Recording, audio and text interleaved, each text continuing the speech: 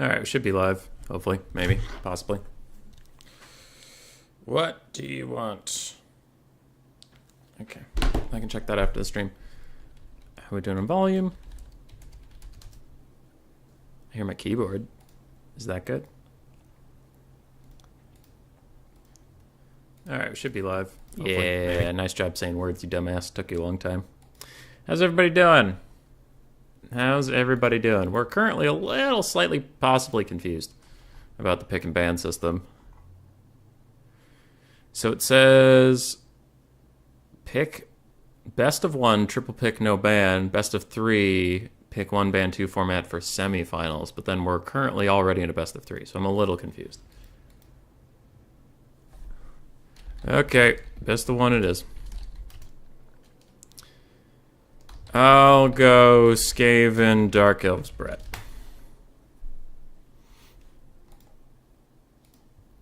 Yes.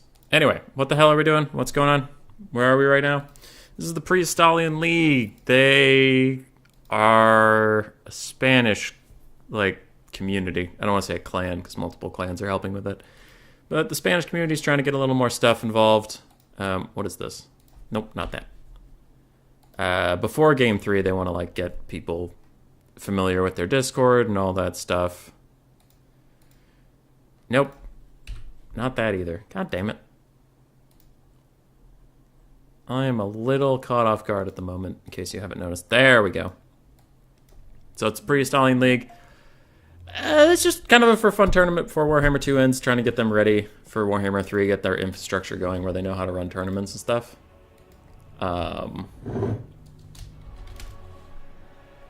Yeah. Yes. Yeah. Yes. Yeah. I don't know what else I have to say about that. Cool people. You're gonna do stuff in Warhammer 3. Yada yada. Tournament format is a little confused. I think this is the second tournament they've ever run.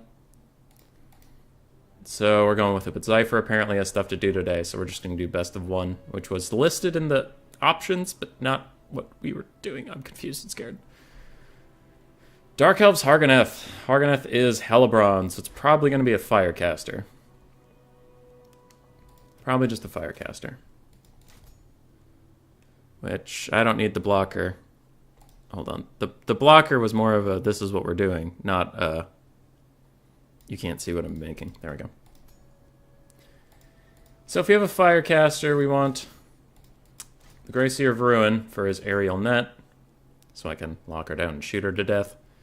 It could zap to harass a caster and make sure she can't cast a whole lot of things. And recently I've been taking double Canid assassins, in which case I don't really want assassins.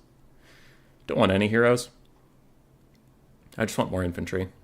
More infantry, more stuff. 2 warp fire throwers to clear out sisters of various amounts of doom. Poison globes, Giselles, that. A couple rat ogres. A couple wolf rats. Infantry. Pretty straightforward. And then we'll upgrade some infantry with money. I can turn 3 of you into spears. Yeah, that's the thing. This is going to be so awkward if I lose, because it's going to be best of one, and they only asked me to stream my perspective. Logic is streaming the semifinals, finals kind of stuff. But he's not playing in it. So if I get knocked out real quick, it's going to be a short-ass stream. I'll be making a constant league. Hey, Tizu's in the chat. He's the one who's hosting this. I'll be making a constant league with seasons on Warhammer 3. Yes. So we're planning to kind of hype that a little bit. Lorenzo? Hello. Hello, hello. Pantalonade's here, Swiss Pikeman's here, Danielle's here. How's it going, everybody? Tizu, since you're in the chat, is the pick 3... Not the pick 3. There's a best of 3 format, and all the things are listed as best of 3, but the pick 1, ban 2 says for semifinals. Is that for every best of 3 in the tournament? Or just the semifinals? In which case, what do we do for the other best of 3s? And I know this isn't supposed to be a best of 1, but there was a thing listed how you could do a best of 1, and Zypher said he had to go. So we're doing a best of 1. I don't know, man. We're doing our best. While Zypher thinks on his build, take you over to see the bracket for a bit. Call HR, Even Star, Raced, Dr. Jellyfish, Swarv, Tim the Wilder, myself, Zypher, Ice Power, Chosen One, AC Moore. Favorites for the tournament? Probably Ice Power, Even Starve. Even Starve. Sorry, I was reading Swarv's name as I said that. Ice Power, Even Star. Dark Horse would be either Chosen One or... I guess any of these three. Probably have a pretty equal chance, but if I had to pick one Dark Horse, it'd just be Chosen One. What's the map? Estalian. Oh, okay. Estalian Tomb, but I built for this one. Galbaraz is map 3, and with best of 1, hard to tell what one to do.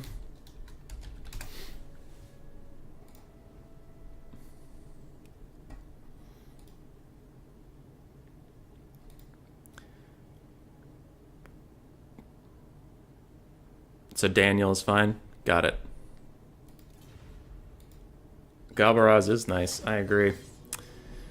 Swiss Pikeman, I must believe in myself? No. Wait, what was I doing? Oh, yeah. Okay, we were just on this one. Go away, Pre-Estalian League thing. Go away. I just assumed with the extra E on the end of Daniel that it was fancy in some way.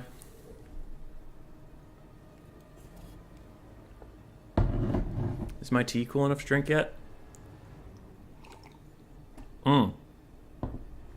Yes, it is, and it's delicious. Oh, it's delicious. I don't want to lose a best of 1 because that'd be awkward. Bum. Enemy troop count is low. It's not the worst thing in the world for us. Want to deploy on the low ground. Again, we've talked about it, but traditionally, and like most things, you want cannons on the high ground, but if he approaches from here, you can't see anything from like that area, so it gives him a little bit of a annoying buffer to hide in that I don't really want him to have. Alright, do all of you have skirmish mode off? You do. Good. Perfect. We'll do some Jezzails. We'll do some globes. And we'll do some warp fire throwers in front of the globes. That way, if anything gets the warp fire throwers, it'll get globed. And we will spread out a little bit more. I want to deploy here, so I'll move up right away to give myself some space. But would you mind explaining why you liked being stepped on? Because it cracks my back and it's nice. I don't know, man. You're clearly trolling me, and I, for one, am offended, shocked, alarmed, even. So his troop count is so small, and with Dark Elves, they do have Vanguard options and Dark Riders, but I can see them coming. And I do have Wolf Rats and Rat Ogres to catch them, so I don't actually need to box against Dark Elves with that low of a model count. If you had a higher model count, maybe. But should be plenty able to respond in time if we need to.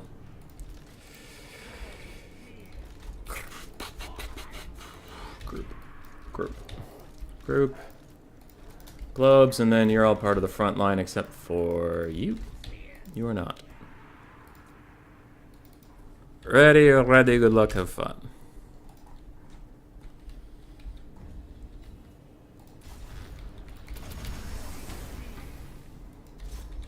Dreadlord, Sword and Crossbow. So that's the Spirit Leech caster over there. That's my only problem. His flanking units are pretty low quality, which we expected, so we're not that shocked. Let's just move up. My precious Jezzails will shoot the Whip Ladies. Feral Manticore.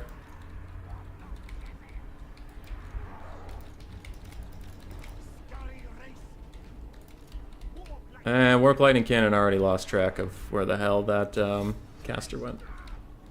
There she is. Keep on her this time, bud. There, that should make your job a little easier, Giselles.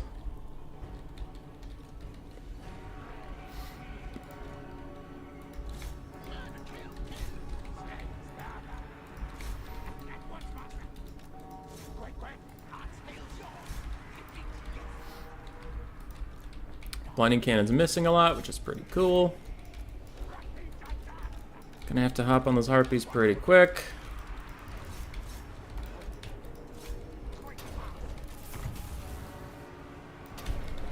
Let's get that.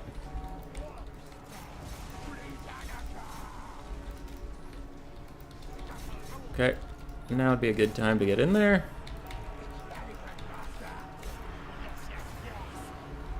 Kind of want those guys to group up a little bit more. Okay. A lot of Dark Riders. Ditch that, move forward slightly. You guys all go over here while the Giselles start shooting that guy. And have you guys finally clustered up? No, these Sisters of Singing Doom are just vibing. There, we'll throw that down.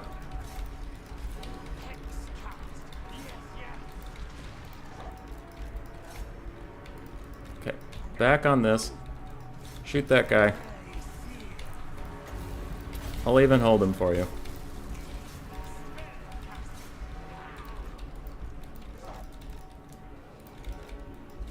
Okay.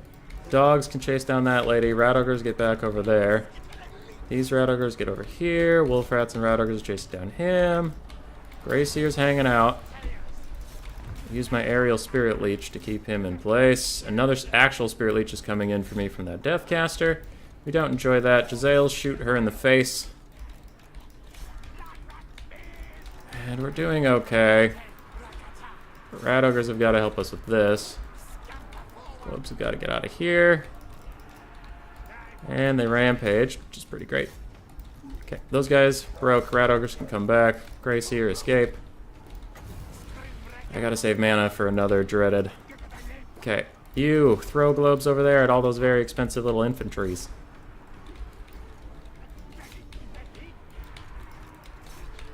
Giselles still trying to shoot that lady. And Warp Lightning Cannons are out of models. Okay.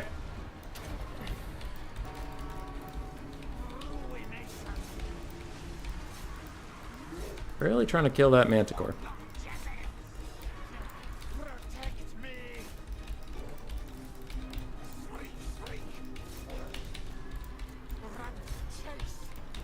Rat Ogres, try to assist.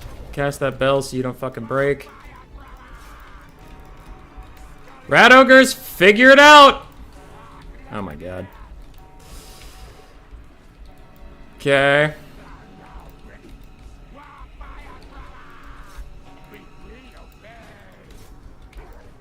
Wolf Rats are doing their best. You're back.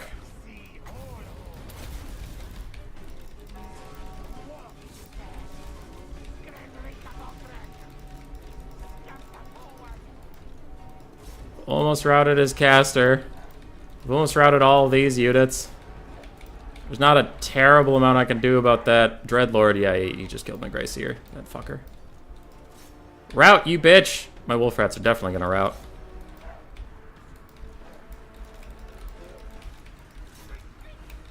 Okay. Rat Ogres, do your best to hang together.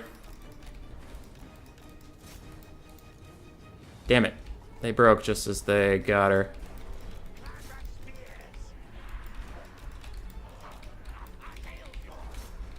Not much I can do about that guy in the sky.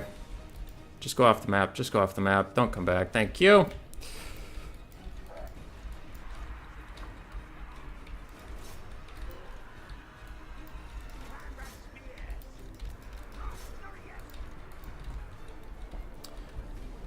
We're just gonna have to make a Doom Blob and hope it's enough, honestly.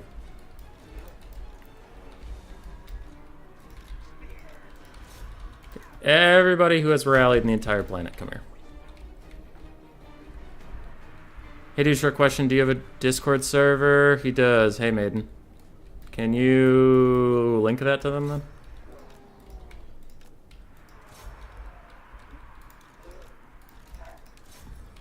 Dreadlord on Peg, first time I've seen that. Yeah, it's pretty bold. Pretty bold. Wolf Rat's gonna rear charge those Harpies, hopefully taking care of them. Wow, they actually didn't break. Okay.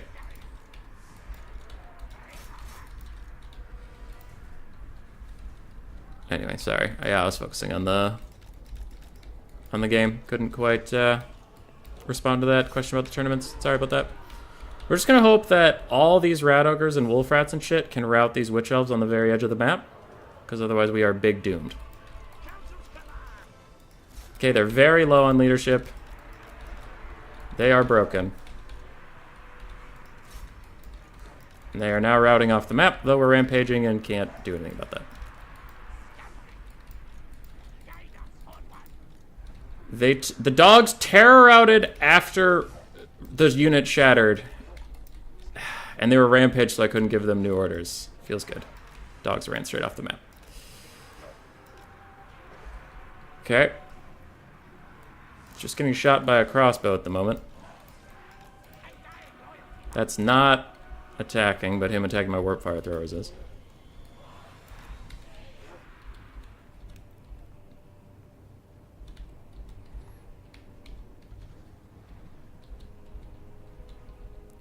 Drop every links to your tournament in our server. I'll drop you Boy right now. Hey, thanks, man. Thank you. So we have very, very wounded everythings. That Dreadlord has 11 shots left. I am trying to run over here and break off these guys before they're allowed to fully recover their vigor. That Rat Ogre is getting really low on leadership.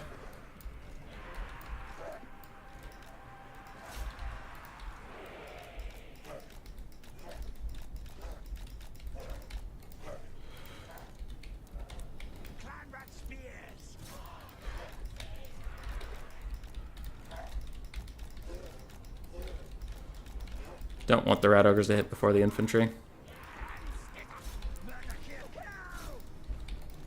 Thank God those harpies shattered. Alright, with a nearby enemy, with a nearby ally routing, maybe their leadership is low enough that we can just delete them quick. Because their Dreadlord's behind me, so his leadership aura isn't with them, which is why I kind of want this to go fast. Boop. That should break all three of them. And with no infantry, he'll be forced to land. Okay. Now we swarm his ass. Get him! Get him! Beat his ass! Okay, that was close. That was a close-ass game.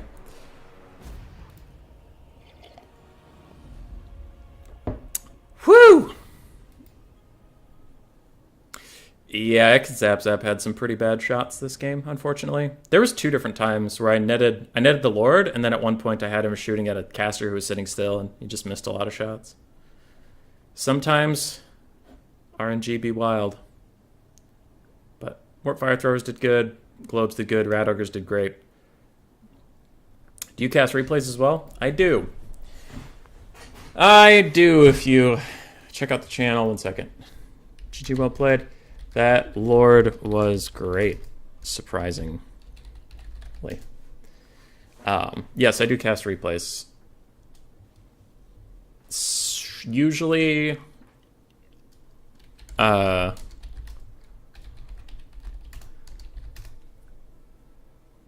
going to cast a one-off replay, there's something special about it, like a bug or just a sad state of affairs. Otherwise, I do streams sometimes where I cast a whole bunch of replays in a row, or I host tournaments, or I play in tournaments. I don't know, man. We do a lot of everything around here.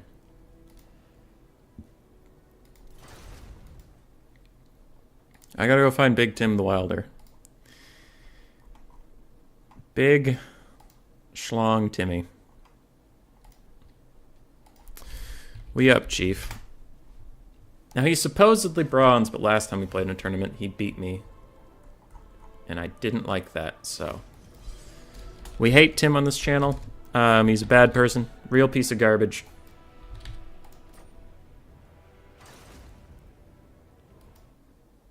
Wait. Pick 3. Is it? Hold on. You got some replays in Norska? They are a very sad faction at the moment, but we love to see them do well. I'm just trying to figure out something real quick. Estalian League.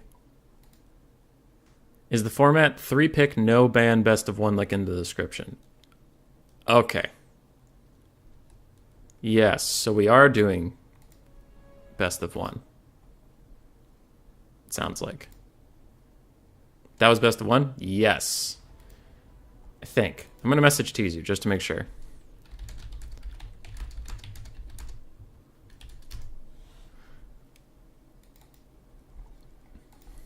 Yar. Messaging people and being silly. Didn't you make a spelling mistake in the description?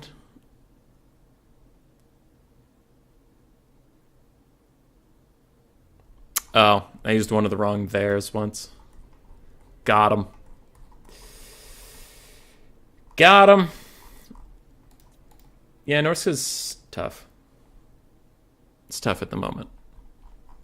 Mostly because their Lord selection isn't good. Or you can either go Throg, who is okay sometimes, or Wulfric, who's usually pretty fine. But without healing, Wulfric can be pretty squishy. If he's on his Mammoth, he's a big target. The rest of the army is okay. They just have low leadership, so... Not low leadership. They have that too. But low armor. So Burning Heads are...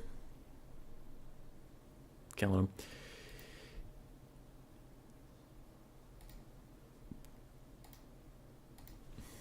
Okay.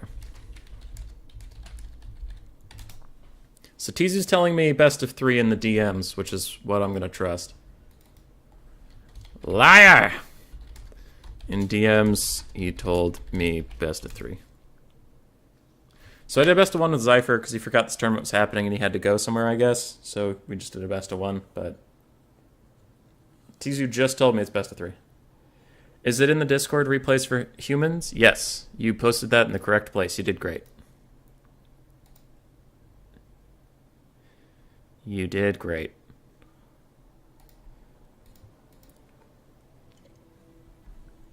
I think let's pick 1, ban 2. Then. I was trying to prepare a Skaven cheese for you and debate it out and didn't figure out fast enough. Ant ladder format? This tourney says pick 1, ban 2. Not 22, just 2.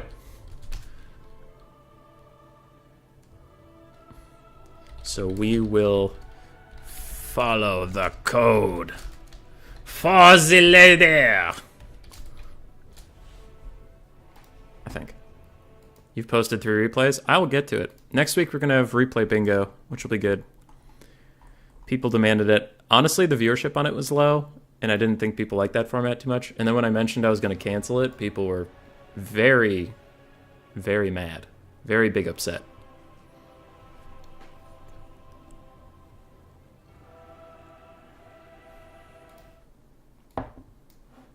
All right. Pictures back up. Not because I need a blocker. I prefer not to block my armies.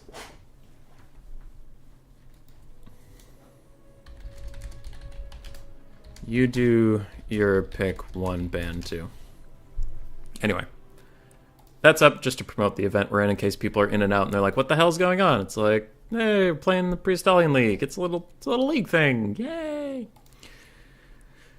Best of 3. Picks 3 factions.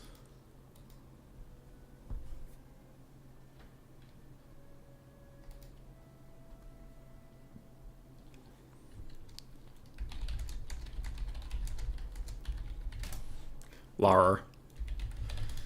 We're just having a stroke on the keyboard today.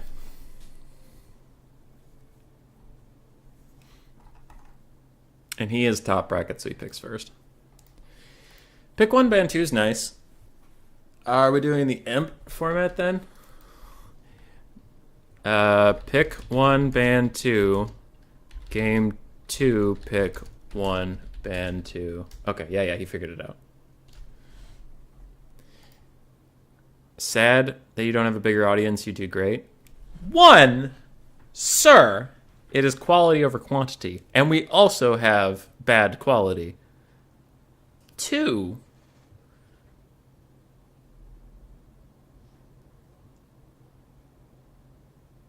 And 3. Thank you.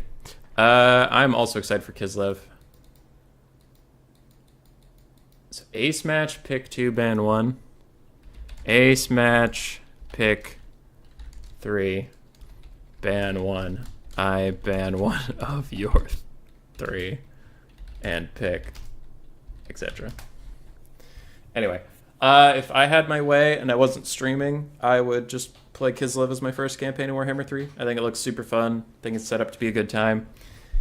Since I was going to ask my YouTube chat closer to the release what campaign they want to see first, I don't know what I'll be playing. I'll just put every option up there. I suspect ogres are going to win. Beastmen, ban vampire counts, and IDKM. Okay. Is it true that Warhammer 3 literally only the domination mode you cannot choose between land battles? No. No. Dark Elves is probably still good here. Dark Elves is still good here. Ooh, let's do Chaos. Ooh, yes, yes, Chaos. Yes. I had a build I wanted to try. Anyway, is it true that in Warhammer 3, in quick battles, like this, the normal quick battles, that is true? But there are still going to be tournaments hosted on the land battles. I know Turin recently rescinded his thing saying that he wouldn't do land battles, and now he says he will. I know I was going to do land battles. Ent Ladder, the thing I usually play on,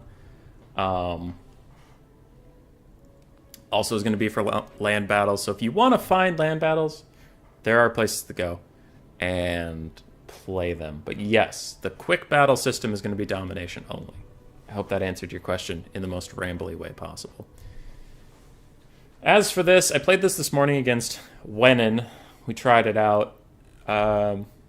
Curious how it goes. Chaos Sorcerer of Metal on a Dragon for Final Trans in case it turns into a big blob. I can just Final Trans the blob. Breath attacks on Torox actually do pretty good damage because his model is big enough that he gets hit by the whole thing. The Weird Spawn do some armor cindering. We have a couple Chaos Warriors with Halberds to poke him down. Double Manticore, because if he goes double Manticore and I have a dragon and 2 Manticores will be 2 Manticores, so I can own the sky. If I had just a Dragon Lord and no Manticores, I would get run down by 2 Manticores and die. And 4 Marauder Horsemasters, because they're really good light cav for, like, melee engagements, but also can out-skirmish Centaurs with throwing axes. I've only tried it once. It won that one game. It felt pretty good. We're trying it again. In Lost Finder, I do agree it would be better if you could choose, but hopefully, if there's no quick battle for land battles, it'll bring more people to Ent Ladder, and then that shit can pop off. Because right now, what sucks about Ent Ladder is that bronze is bullshit. In an ideal world where we'd get a lot more players, bronze would make sense being like the bottom, what is it right now, 25-30% of the league, and sorry. And then labeling them as bronze would be fine. But in the current system, a lot of high-level players play Ent Ladder. Very few actual new players play Ent Ladder. So then you have these really high-level players that if you sleep on it all, they're going to take a game off of you, labeled as bronze. And it's like, it's just kind of messed up that, like, I'll play games, and I'm platinum at the moment, but I'll play games with bronzes, and it'll be really close matches. And if I win, I get almost nothing. And if I lose a lot of ELO and LP stuff. But this person isn't, like, way, way worse than me. Like, the bronze event ladder can probably win most quick battles, which is why it would be nice if we had a larger population that you could actually find out, like, these are newer players. They should play each other. And these are, you know, more veteran players, and they should play each other. So the ELO system, like, the Ent Ladder has a system where you can only match with people in a certain bracket, right? But right now, when all the players are in kind of the same skill tier-ish, like if you take even star versus a bronze, yeah, there's going to be some difference, but there's a very large gray area where a bronze could beat a platinum, and depending on the nameplates, I'd go, yeah, that makes sense. So, that was a long rant while we're waiting on our opponent's build. But I hope more people come to Ent Ladder.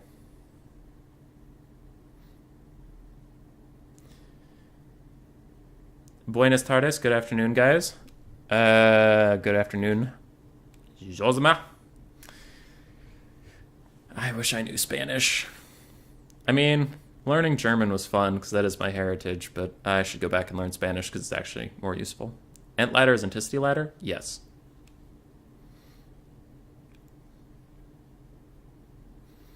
As someone who's been in bronze for my whole time on the Ent Ladder. Yeah. Simply that the base player for Ent Ladder is far superior to other games to level players. Yes.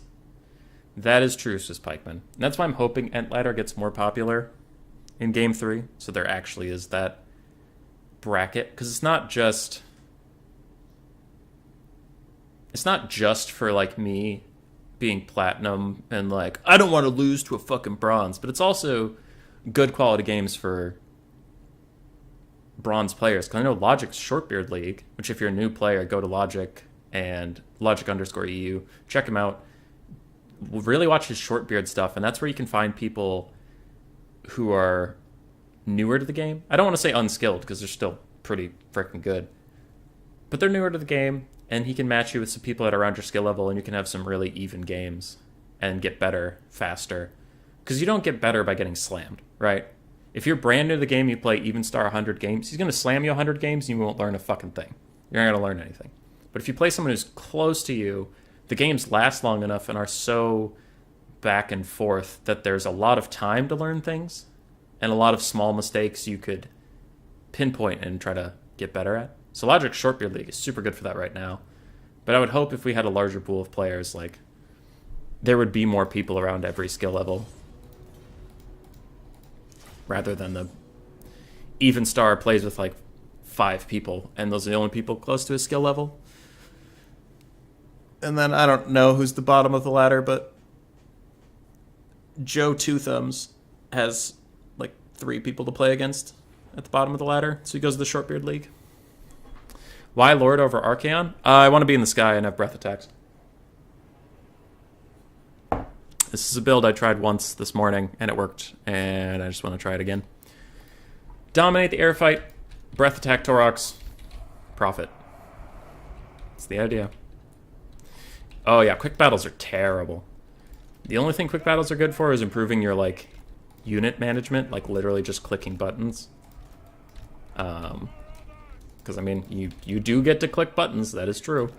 But other than that, quick battle is pretty worthless, in my opinion, as a training tool. Some people, man, some people get some good games on there, though. They swear by it. They're like, I love quick battle. It's been good to me. So, if you have fun in quick battle, more power to you. I just don't. Okay, time to focus.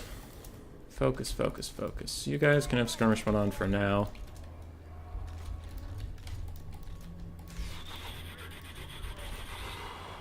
Let's do this. Pre-Estalian League, so you only qualify if you're inside the Estalian's birth canal. Hi-bye. Hi-bye, Doomsage. Hi-bye. It's a tournament before they start their league in Warhammer 3. They're just generating some hype. Oh, it's by the way. I see. Well, I'm glad you're not leaving, but yes. It is a hype tournament. It is a welcome, we exist, and we hope to see you in the future. They had one 2 weeks ago, but I was busy, and I could not participate, unfortunately.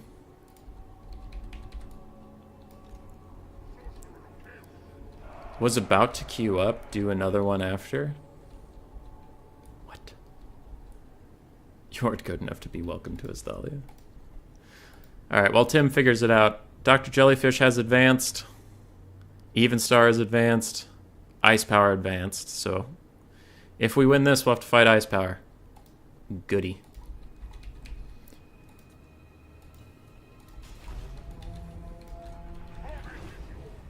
Alright. It's an awful lot of archers.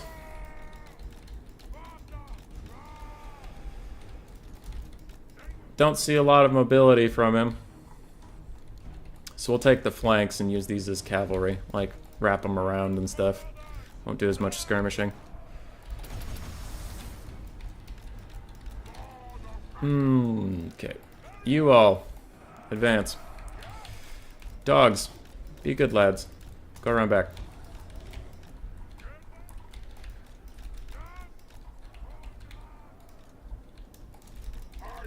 Okay, archers are making my life kind of annoying.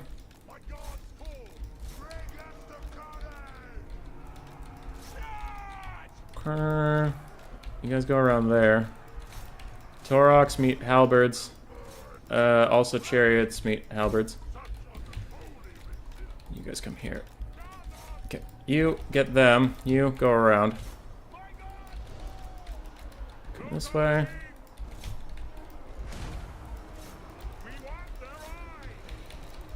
Okay, how's Taurochs doing? He has brass body on, so I really don't want to breath attack him right now. Instead, let's land on these chariots for a little bit of poke damage. I know it's weird to say poke damage about a chariot, but it works. Okay. I don't know what your pathing is doing right now, but it's pretty tragic and you need to get out of there. Okay, routed off some archers, which is good. Routed off some other stuff, which is good. These dogs need to get out of here. And Taurochs is out of brass body. So that's nice. Okay, let's go over him. Don't know where that breath attack's going, but I definitely hit Taurochs, so Taurochs.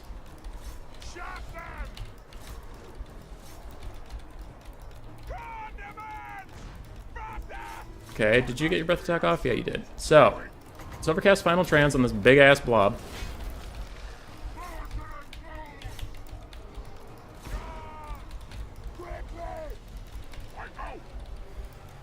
Between all this, we're doing alright.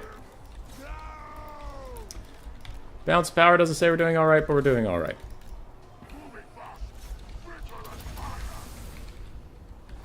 Charge them.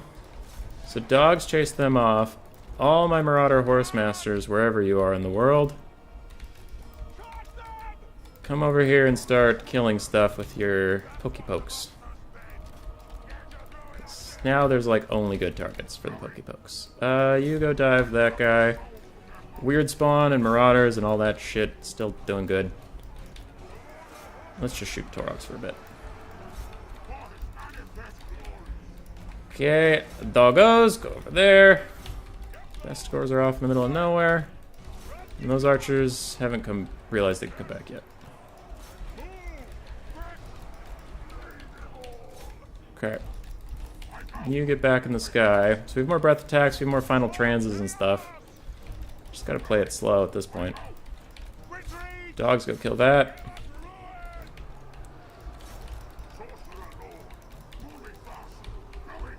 I do want to go get a breath attack over here.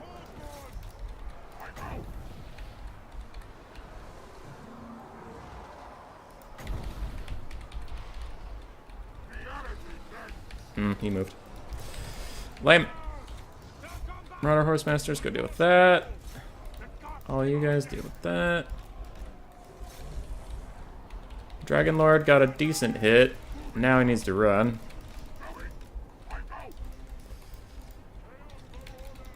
If he gets locked down here, we might be doomed. So let's charge in quick. Nope, okay, he got out. He got out. We're fine.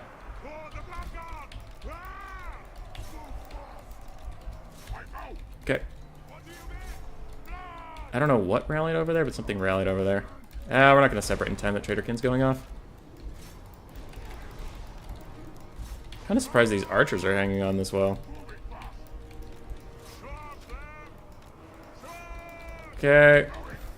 Probably gonna die over here. Beastman leadership is something else. Like, those archers holding on while getting charged by all these Marauder Horse Masters and shit is kind of wild. Hopefully that stalled them enough. Yes, it did. He got back into the air. Manticore, try and terror out something. Actually, kill that guy. Okay. Dragon Lord's back. That's cool. Let's throw a Trinal Fans, yes. Final Trans over here. All you guys are routing for some reason or another.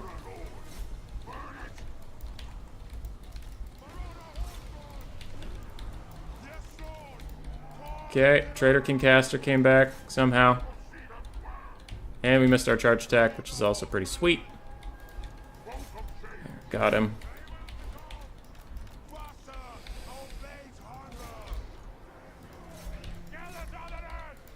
Guess we'll go over here, because I'm worried if that caster gets behind them, they'll rout due to stronger enemies being behind them or whatever bullshit. Okay. Run them off. Rear charge over here should rout these guys.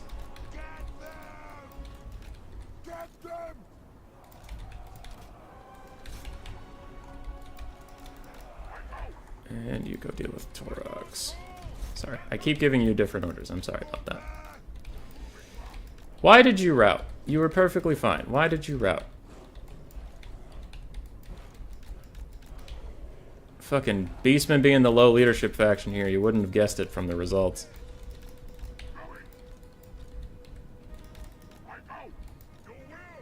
Hang in there. Hang in there. Okay. These guys are back. Dogs are over here. We have Marauders coming in. Just trying to save up for another final trance. That's honestly it.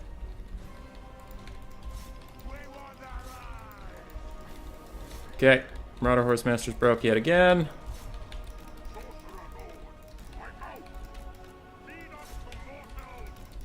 Oh god, how are we doing on Winds of Magic? Bad. Bad is the answer to that question.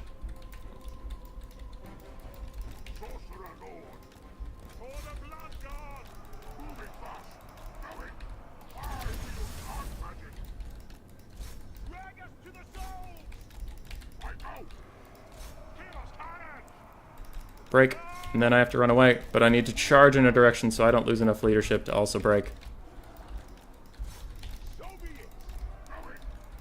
Okay.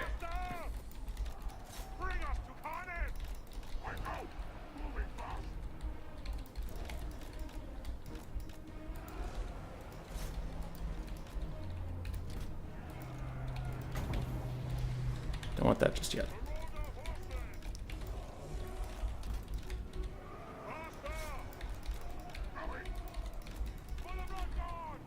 Don't waste your precious ammo on them, please. No! I should have turned Fire at Will off, but I'm stupid, so I didn't. Okay. How are we doing on Final Trance? What does it cost? 18? Glorious. Butchers of Kalkengard are kind of getting on my nerves here.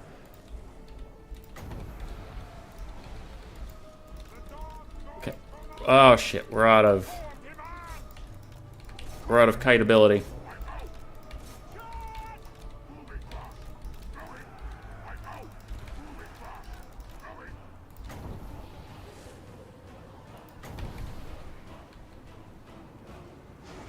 Risk it.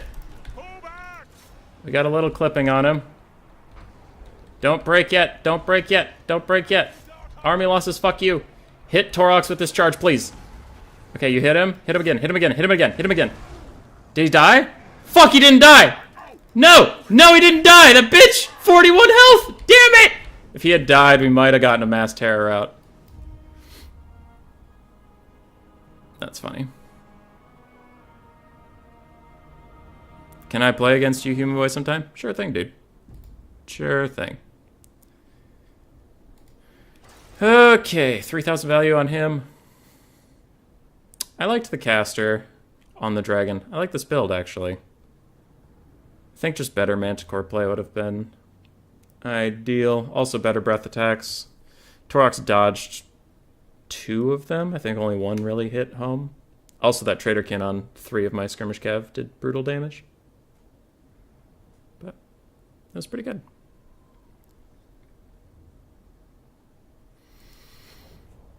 Didn't mind it.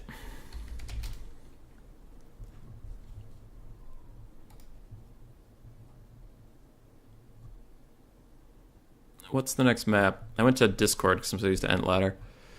Ashen. Ashen. Skaven, Ban, Chaos, and Wood Elves.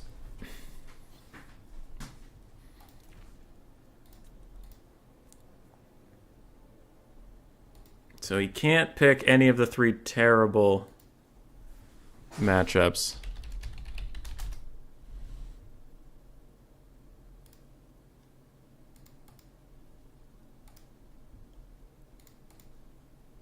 What's this league about? TZ is going to be running a very constant league through Warhammer 3. So this is kind of a pre-league.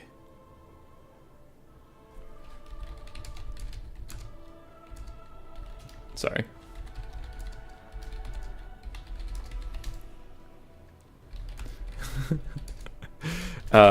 This is kind of a pre-hyped thing, like, hey, we exist. No, we exist. Join our Discord before Warhammer 3. Stretch. That was a close game, though. But see, this is what I'm talking about. If I remember correctly, Tim is currently bronze, and yet he plays pretty fucking good.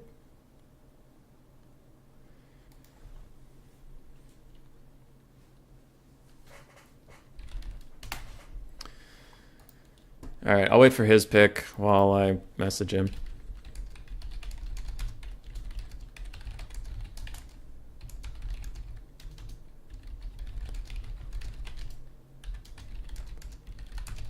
Sorry, just messaging Logic to coordinate some things. Apparently I'm casting semifinals now. I'm just going to make sure that he's on board.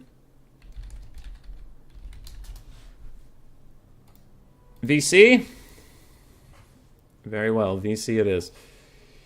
So, I have an experimental build, but I'm down 0-1 in the series, so I shouldn't be experimental.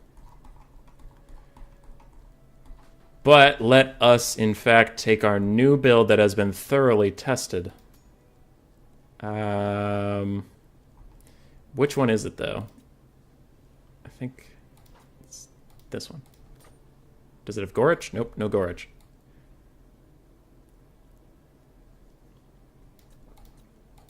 Gorich? Yes, Gorich. Yes, this is it.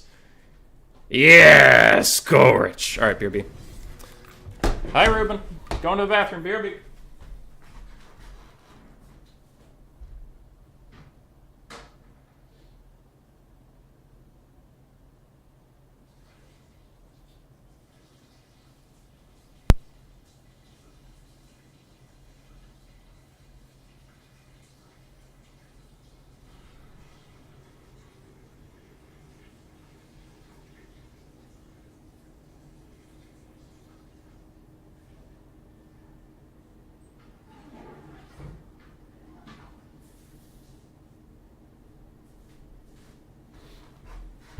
Well, wait. Do we want Gorich? I don't know if we want Gorich. Jeremy, this isn't a meme. It's just a new build. It's that or the traditional pseudo box.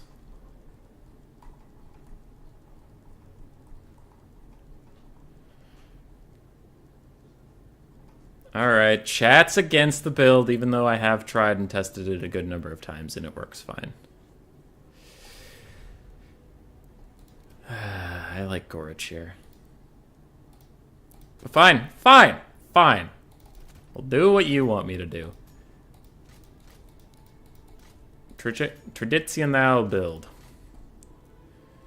Grayseer with all the works. Double Assassin to slow down their advancement. 2 Warp Fire Throwers to clear out a bunch of chaff. 2 Poison Wind Globes to clear out cavalry once they get closer. This. It's a pronounced Mimi. I don't think that's true. 2 Jezzails to also help shoot at some stuff. And then we just need to hold. Nope, Cyrus, it's too late. You had your chance to speak up in favor of the fun build. Now we're going the no fun build. What is Turin pinging me for?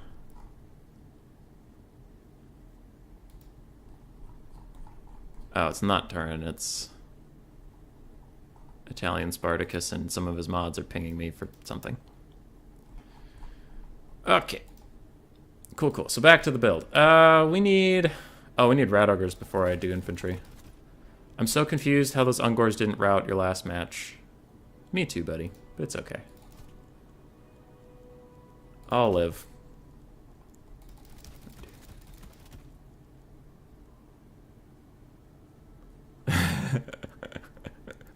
Alrighty then, let's do all the things you want to do, pretty much. This build's fine. This build's fine. It's fine. It's fine. I don't know. Love face. Girls want everyone, even me? What? Wait, what? No. What? Even me? That's crazy. Alright. Boop. Got him.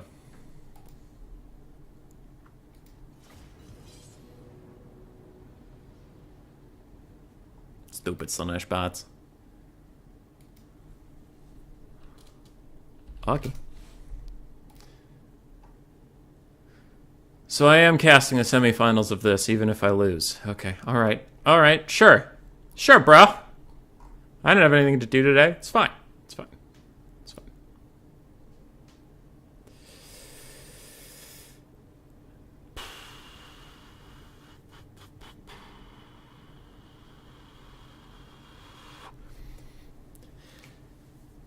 I don't know. I'm nervous. I'm nervous. I don't want to lose 0-2 to Tim the Wilder. I at least want to go 1-2. Give him a good show before he goes to face probably Ice Power. Maybe more. Probably Ice Power.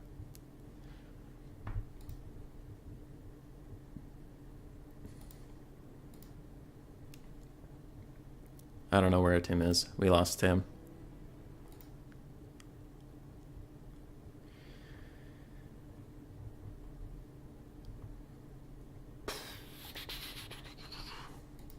Well, let's go look at something else till he comes back.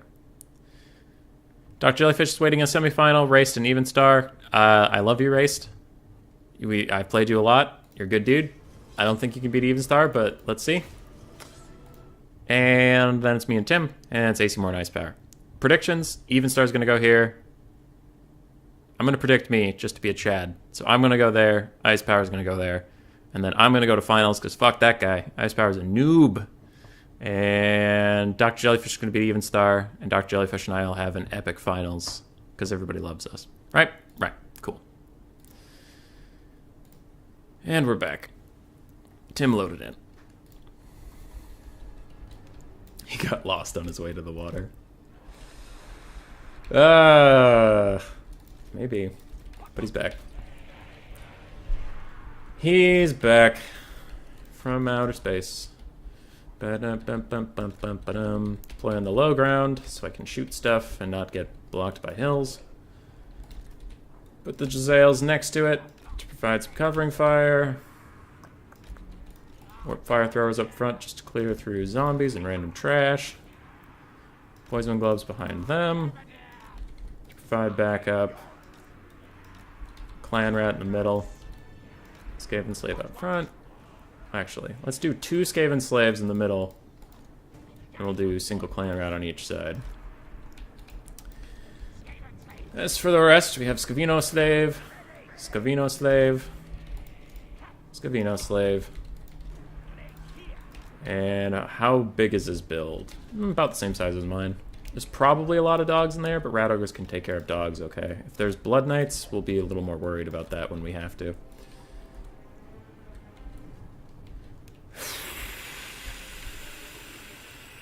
Okay. Cool. We are nervous. We are ready. We will lose. GLHF.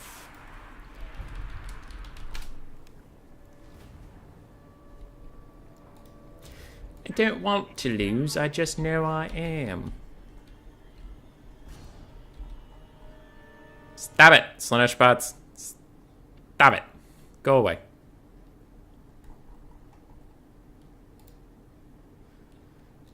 Stupid fucking Slanesh bots being dumb.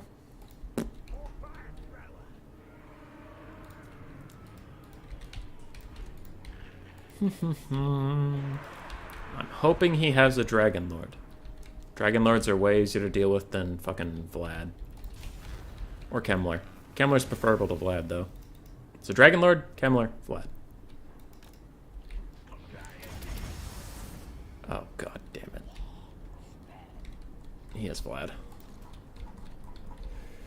Okay, double white kings. Vlad's in those trees. No, it's Heinrich Kemmler. Okay. It's not the worst thing. So kill the corpse cart for free while they advance. It's the best we can do for now.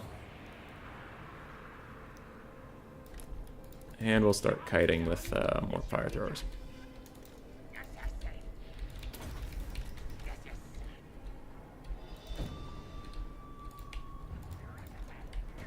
Sails, try to kill the white kings. Don't you fret your pretty little head over these infantry. We got warp fire throwers for that.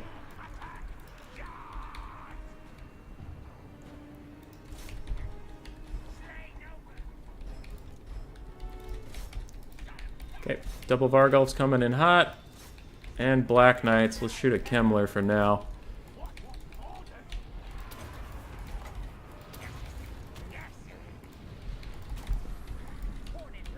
One more shot, then you can pull back, pull back.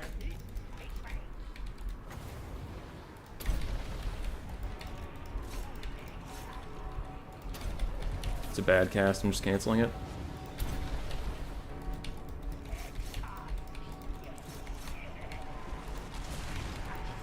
Okay. You guys shoot there.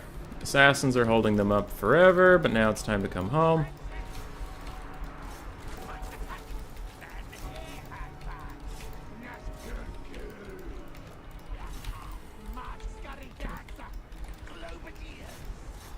Yeah, actually Globadiers keep focusing on all the infantry. Where are you? You're out here doing your best. Ah, Krell's here. Perfect. We love Krell.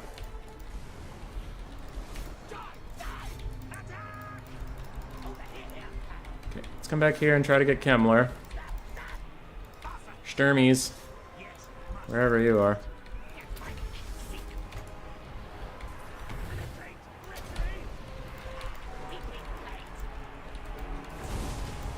It's looking pretty bad. Sure wish I had Gorich about now. Fuckers. Not letting me take my favorite units. Alright, if we can goon out Kemmler, maybe we'll be okay. It's a hard maybe.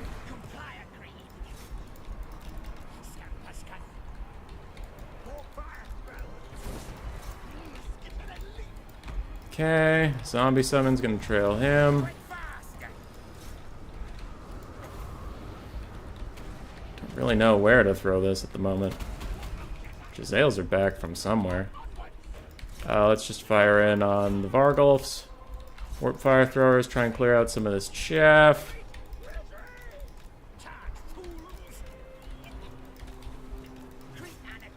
Someone stop this Vargulf. Also, he's forgotten about Krell, and I'm kind of okay with that. We just let that happen.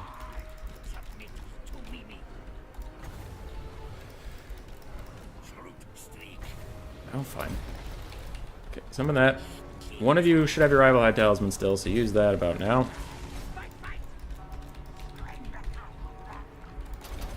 Not this.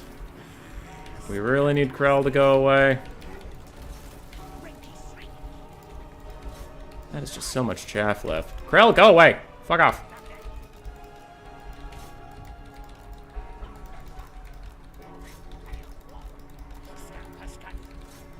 These rat ogres need to get between me and this danger. We have no more use for spells. Let's just cast them to lower everybody's melee attack for a little bit. Okay, rat ogres, do something, please.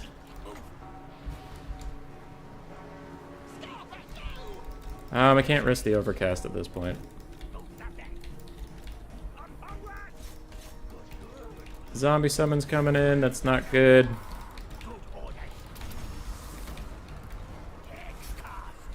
Is that Krell? My god, Krell is still here.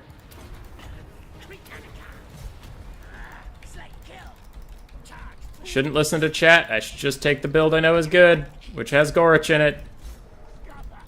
It's not a meme for once.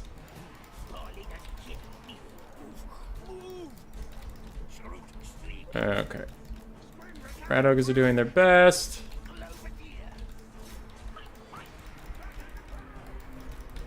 Snitch is coming. But the problem with this is that Gorich can actually kill these fucking Vargulfs, which, as you can see, we are definitely struggling to do.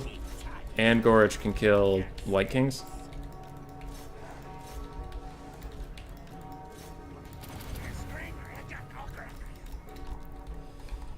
So, yeah. And then you have Night Runners to kite and stuff. Traditional box can get overrun like stuff like this, because Kemmler's just so tanky and hard to deal with. Any Rat Ogres that are left, if you can somehow get over here and fight this Vargulf, that would be big breach.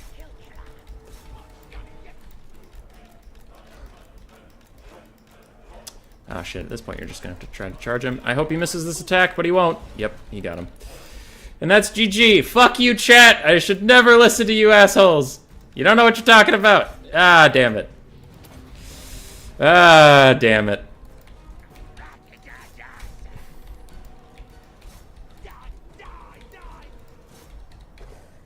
Okay, so these Rat Ogres are trying to beat up the Vargulf. These guys should get rid of these Crypt Horrors that are within them.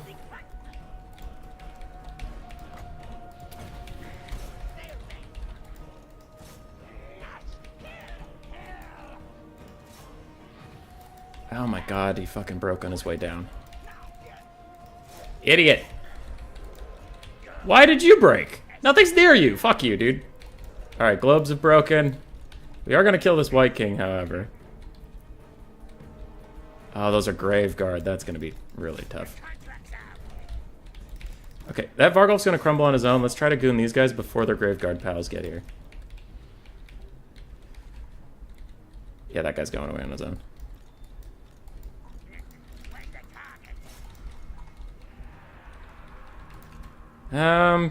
Kemmler's heal capped, and he's used a lot of zombie summons this game, so I'm really just gonna hope that he doesn't have any zombie summons left. Oh my fucking god, he has a zombie summon. Okay, I guess plow into it. Do your best. Vargulf's fading.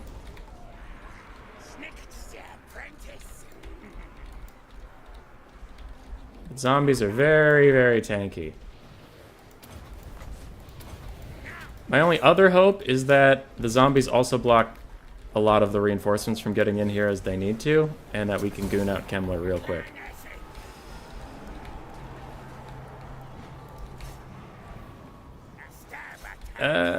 Keep fighting, keep fighting, keep fighting. That Vargulf needs to hurry up and go away. Alright, good.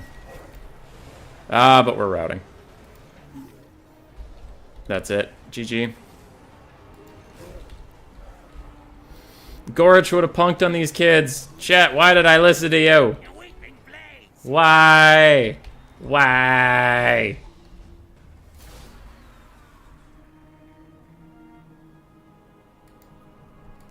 That is, like, more traditional of a build for me.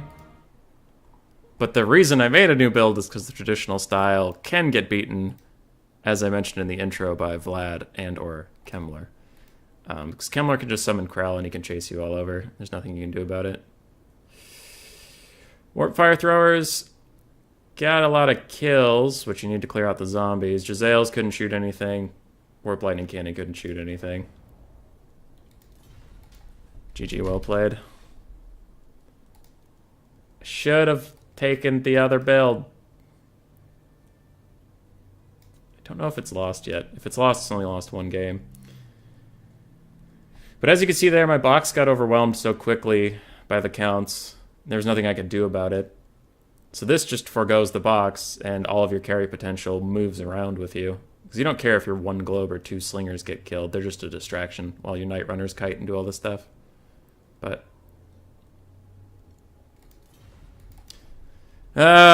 see you in semis.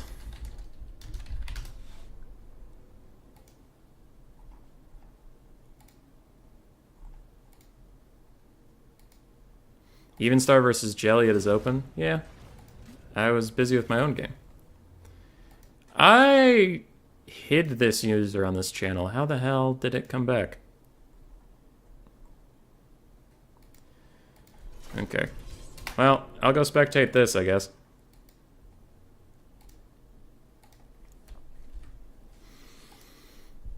Oh, I'm so salty. Oh, I'm so salty. Should have just done the build I thought I should take. Fuck. Then you guys were like, don't meme. And then it turned out that the meme build would have won. The fucking... salt! Salt!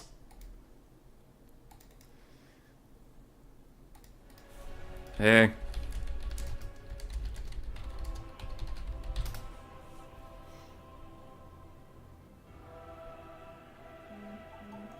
Alright. I need to update their scores.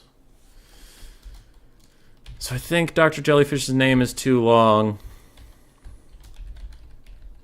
No, okay, it could fit. If I just don't put any spaces in. Then we all know Even Star's name's short enough.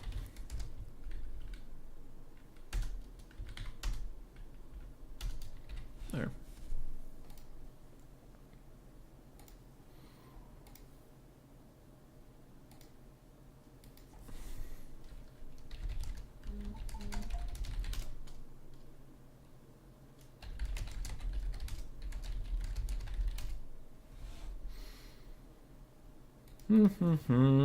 I don't know what they're doing.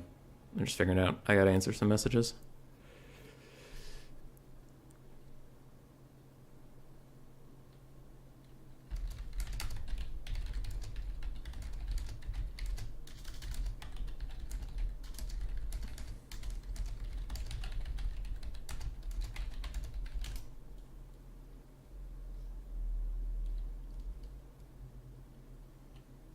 Thought it was your phone.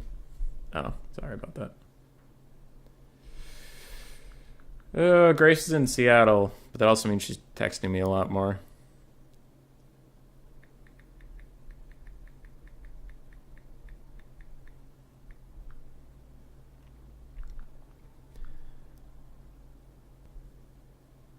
Okay. Got rid of that. Get rid of that. Ghoul pile got there? Yeah, dude. Tim's in the chat. He was the one I just played. Tim, I'm salty. Salty. Salty. Game 1 was super close, but your Beastmen had better leadership than Chaos, which is like I know it at this point because that's why Beastmen are so fucking OP. That's why everyone's playing them. But you still are like, this faction is supposed to have low leadership, and yet my Marauder Horsemasters charging your archers they stood there forever, and then you rear charged me and you still didn't break. And my Marauder Horsemasters were breaking for no reason in the middle of nowhere, and it's like, who's really the low leadership faction here? And then Torox lived with 46 health, stopping your army from going into a mass terror rout. Oh, so salty. And then the second game, just build diff. Like, as soon as I saw Kemmler double foot White King, it's like, this shit's over.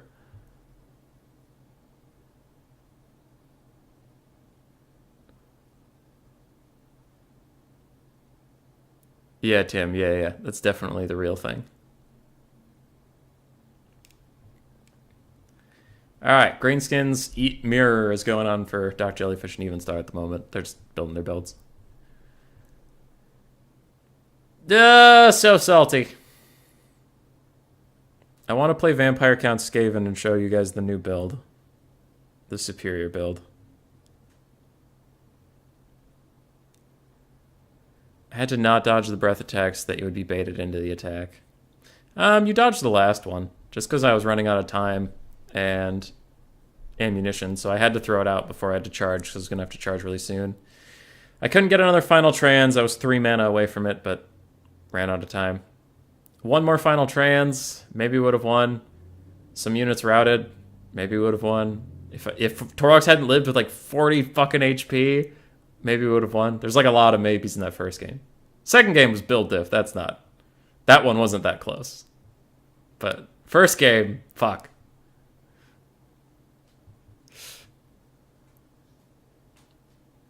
Yeah, Kemmler's good there. I don't think Dragonlords are particularly good into Skaven. They're too tall. Too big of targets that I can shoot at. Kemmler, like, you could see, I couldn't shoot at him for most of the game. And then even when I could shoot at him, If he was near any cavalry or near a Vargulf, you can't see him. Same with Vlad, which is why at the start of the game I said, I hope he has a Flying Lord and not Kemmler or Vlad.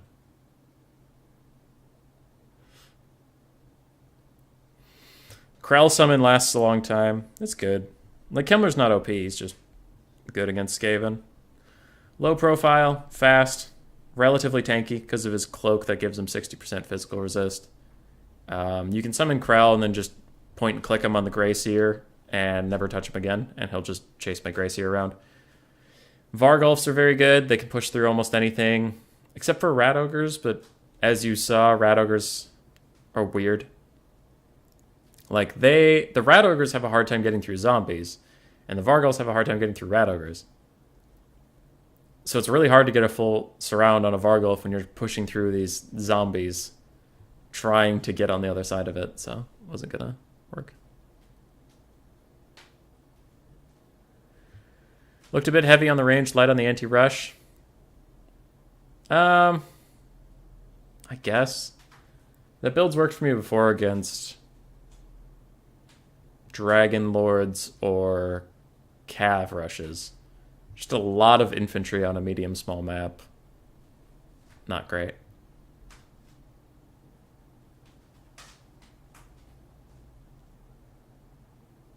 Yeah. No, I agree. I wish you had gone a Flying Lord. Though I would, after the stream... Well, not after the stream. During the stream, after the tournament, I would like to play you again and try the new build. Because I haven't gotten to try it against Kemmler yet, but I feel like it would do well. We should try that.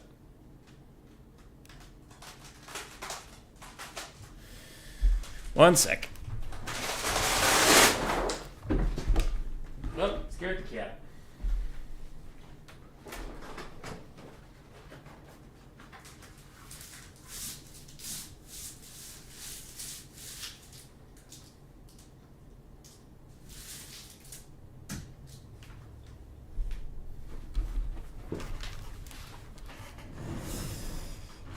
The big infantry is pretty good if they can't clear them. Then I can run it back. Okay, yeah.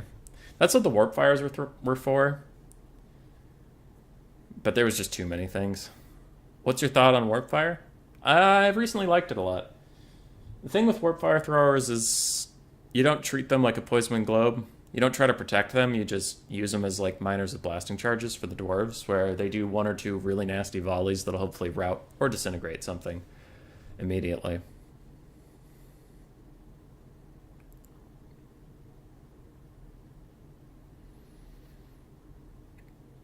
But what was I saying? Oh yeah. It was silly that I nuked your Crypt Horrors at the very start from 100% to like 5% of their health, and yet they still didn't disintegrate. They just crumbled. So I had to waste a third volley on them instead of running away. And it's like, God, I wish Undead's crumbling was a little more aggressive. Just a little more aggressive. That if a unit gets nuked for 90% of its HP in a second, that its leadership would dip below that 70 threshold or whatever and fucking just get out of here.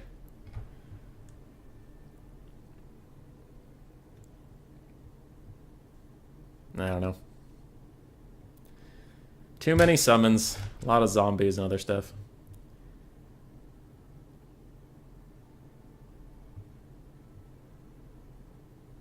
Black Knights were tanky too.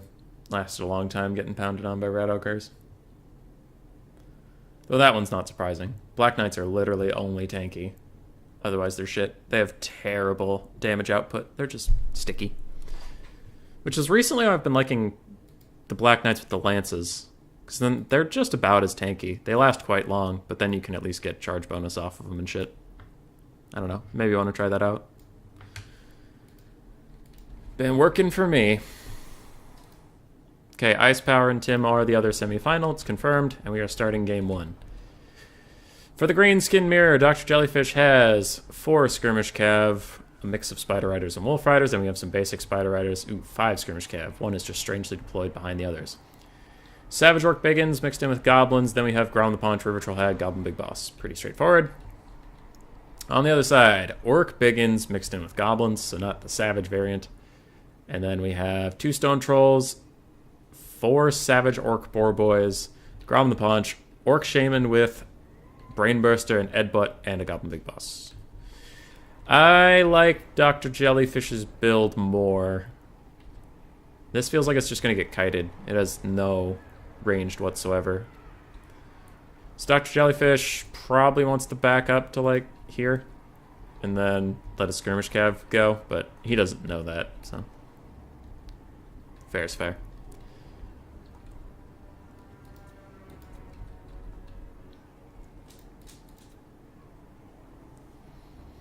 Even Star asks if he's ready. Jellyfish is still reorganizing some stuff. We get the double Grom. Yay, double Grom. Yay.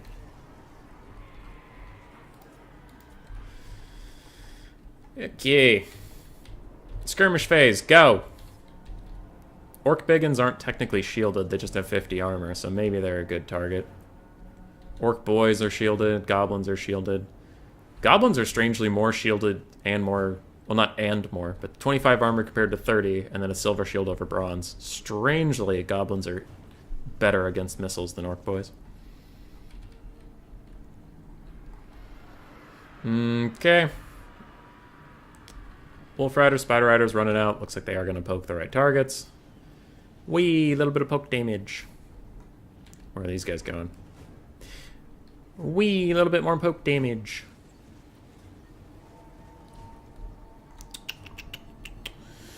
Frontline fight will go about even. Mobile fight will probably go to all these Savage Orc Boar Boys. Probably, but maybe with missile support, they will get chewed up a little bit. 35 armor. No shields, just some physical resist to try and keep him safe. Not super great.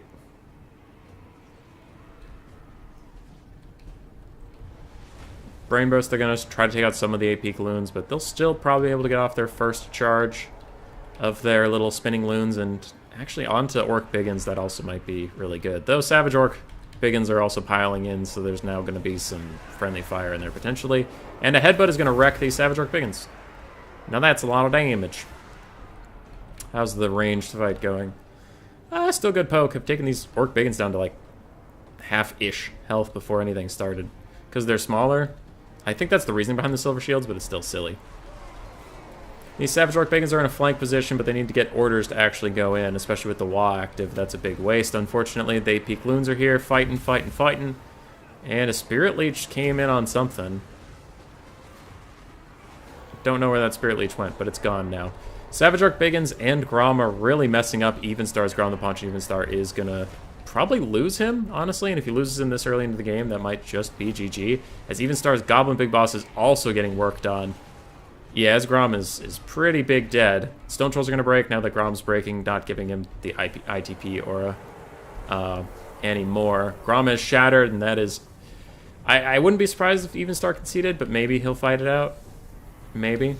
But losing your Lord that early, especially in the Greenskin Mirror, is going to be brutal.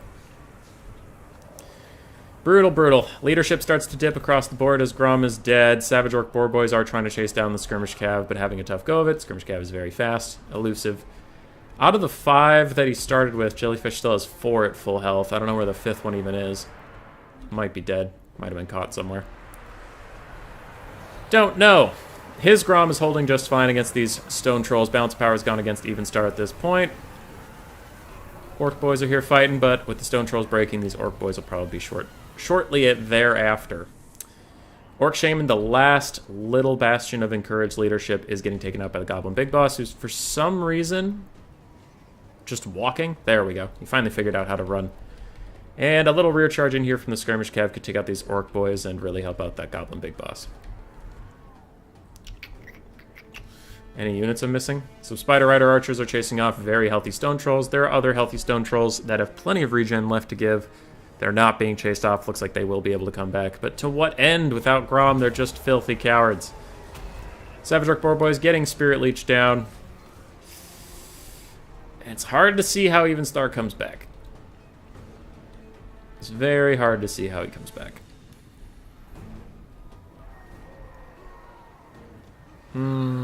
Yeah. I thought there was one more healthy pig. Okay, there's one healthy pig, some healthy goblins, but that's it. Eek. Eek. That'll be game 1 to the Polish champion. Probably. 99.9956%. 0.2. Orc Biggin's gonna route from that rear charge. And these other Orc Biggins actually might also route from nearby friends routing and Grom the Paunch showing up. Helping out. I would like these skirmish cap to get a little more aggressive about charging in while using their ammo. Cycle charging is a big thing. Rear charging lowers leadership by a lot. It would be pretty good. Spider Riders need to be brought over here now that these Stone Trolls have shattered. There's no reason left to chase them off.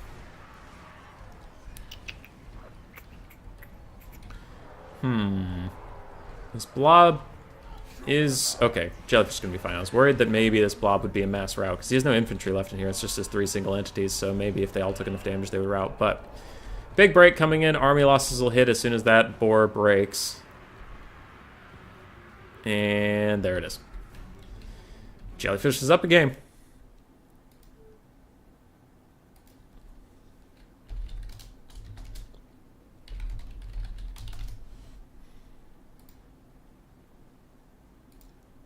Alrighty, let's see the values. I'm guessing Grom got pretty good value. 2,000 value on him, 1,000 on the little big boss, and 1,400 on the River Troll Hag. Savage Orc Biggins did okay across the front line. Skirmish Cav did fine. Mostly chasing stuff off. It's pretty good. Even Stars Grom got 666. His caster didn't do nearly as much. Biggins did okay. Savage Orc War Boys honestly did fine, and Stone Trolls struggled a bit.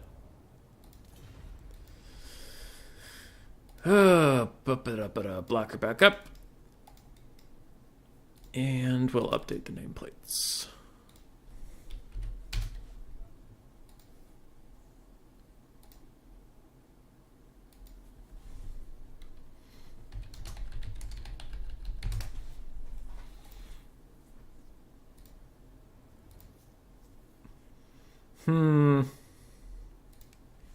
Time for the next 30-minute pick and ban phase. What to talk about? Oh, wait, Estalian Tomb? Estalian Tomb is in this tournament 3 times. Because it's the Estalian League. That's pretty funny. Okay, small map. Maybe their picks will be faster. Maybe. I did technically qualify for the Winter Grand Finals of the RLC. What determines whether I use Savage Orcs versus normal Biggins?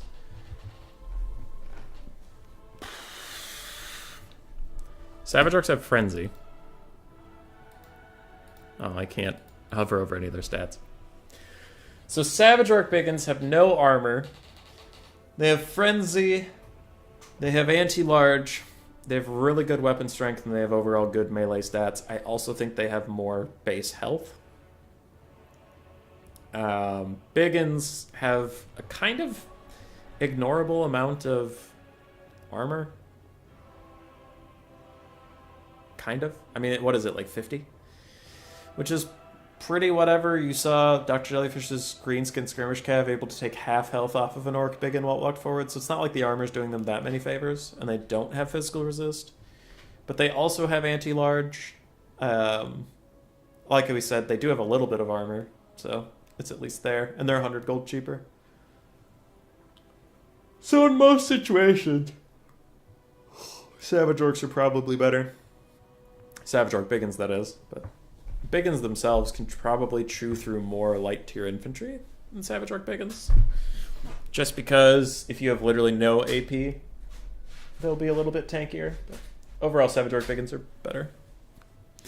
Wintertown, how goes the games? Okay. We lost to Tim the Wilder 0-2.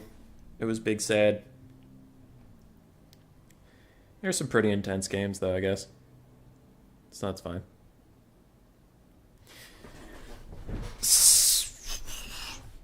Still feeling the salt in my veins. Lizardmen ban vampire counts and dark elves.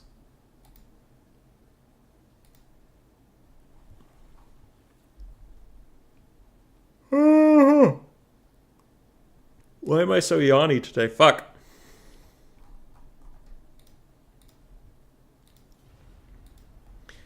Skaven into Lizardmen on a small map. It's not terrible. You could go 1 or 2 Rattling Guns, some Jezzails. Rat Ogres, Clan Rats. They'll do okay. Evenstar is kind of known for taking jank-ass Skaven builds, though. So I'm curious what he's going to do.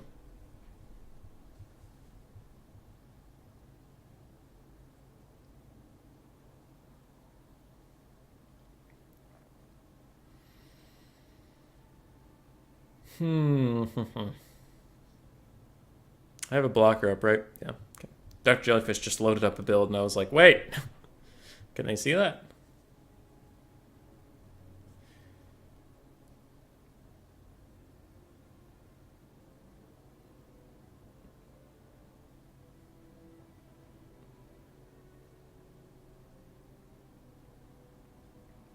He loaded 2 different builds, then he deleted them.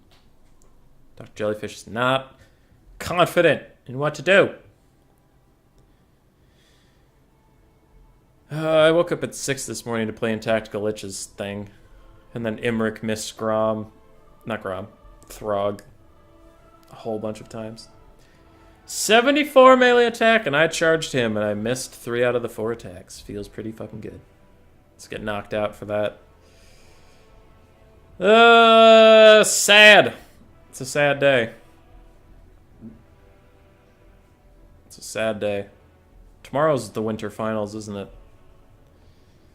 Who's all signed up for winter finals? While we wait. Evenstar's ready. That's quick. Winter season grand finals. Mofet, Rusty, Mr. Doodles, Energized, Evenstar, Pantalinade, Bob Band, Showtime, Ice Power, Phoenix King, Artisan Tech Priest, Moore, Cal Harmon, Chosen One, Hadries, and myself. That should be a good tournament. Starts tomorrow at noon, so 24 hours from now. Well, 23 hours, 20 minutes from now. That'll be a good one. I don't think I'll win it. I don't think I'll even do that well, but I'll try. What up, Cypher, dude? Imric too busy thinking about meow meow ying. Yeah, maybe. Maybe, dude. So sad.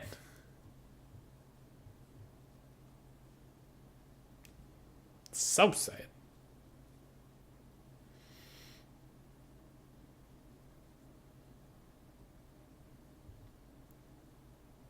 Oh, we're ready.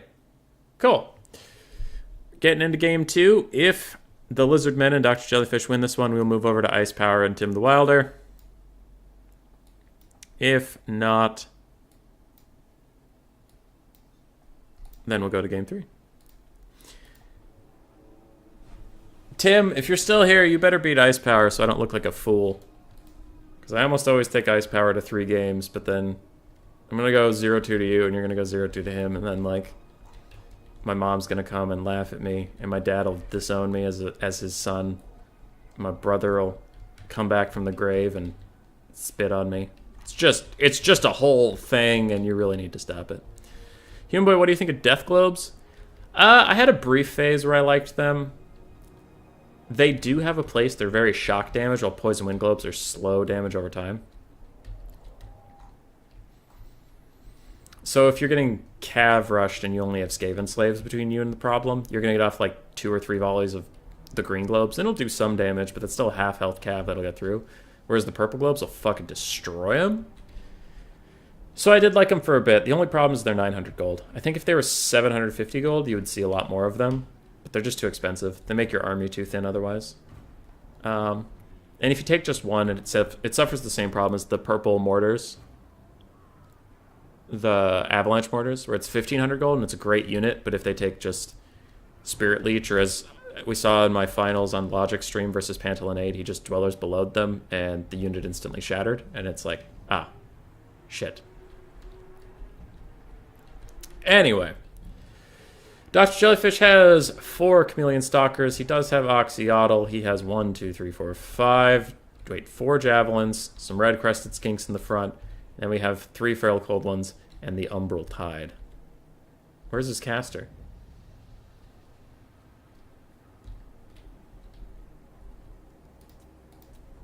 Wait, does he not have a caster? There it is, Beast Caster. Probably has a Manticore Summon? Yep, just a Manticore Summon. On the other side, we have 3 Night Runners, some Wolf Rats on either flank. We have Rat Ogres in the back. We have Ikit Claw on Doomwheel or Doom Player, not entirely sure yet. We have 2 Chieftains on Bonebreakers, and we have some Plague Monks in the back. And yeah, he's on his Doomwheel. Ice Power Dumpster Me is what is about to happen, just setting expectations. He is pretty good. Chameleon Stalker's overextending a little bit. Now they're starting to run away, but they're surrounded on all sides by Wolf Rats and shit. They're going to die very quickly over on that end. On this end, things are going a little bit better for them. They've already routed off 1 Skaven Slave, starting in on their second. Chameleon Stalkers rout Skaven Slaves quite quickly with their grenades, shocking down the leadership. Umbral Tide, waiting to fire on something. Now it looks like they're going to fire on a Chieftain on Bonebreaker, but they're doing that dumb thing where only a couple Lizards fire at a time, so they're really not doing that much damage. Chameleon Stalkers over here getting punked, as we saw, and these Jav Skinks not throwing, and now they're so close they're already going to be in melee combat. Manticore Summon coming up behind a Chieftain who's already at half leadership. If it just rear charges him, it might honestly break him. And Claw and some Rat Ogres are going to surround Oxyotl.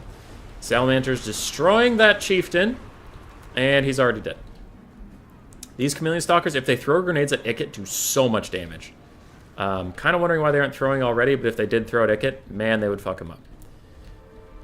Aside from that, it looks a little scattered from the Lizardmen. Again, we have this Ark of Sotek and all these full health units wandering off into the ether. Oh no, that is a tragedy. Ikit's now surrounded by the Umbral Tide, and honestly, you might just want to stop and fight him because the Umbral Tide is armor piercing, but now Wolf Rats are coming in. Chameleon Stalkers throwing in their little grenades, trying to help out with the Wolf Rat fight, and Oxyotl is getting punked by a Chieftain and some Rat Ogres, but... Ooh, and the Manticore chasing off shattered units, it just looks like Dr. Jellyfish is out of sorts. There's way too much going on, and he's lost track of a lot of things. Too much stuff's out of place. Oxyotl still trying to survive the Chieftain Rat Ogre onslaught. Some of the elite infantry of, well, elite-ish of the Red Crested Skinks is still here. Balance power is roughly equal just because of the initial shock damage, but this is a catastrophe. These 3 full health units getting this far away from the battle, and they're super slow. They will not be coming back. I think this is going to be a quick win for Evenstar. Oxyotl is getting pushed around by Ikit Claw at this moment. Wolf Rats are running away from Chameleon Stalkers. These Salamanders should rally soon. These Wolf Rats somehow hung on, but those grenades to the back should probably rout them soon. Wow, these are the highest leadership Wolf Rats I've ever seen. But that's GG. A lot of the balance of power for the Lizardmen is over here, not doing anything. Oh no! It's tragic. It's tragic.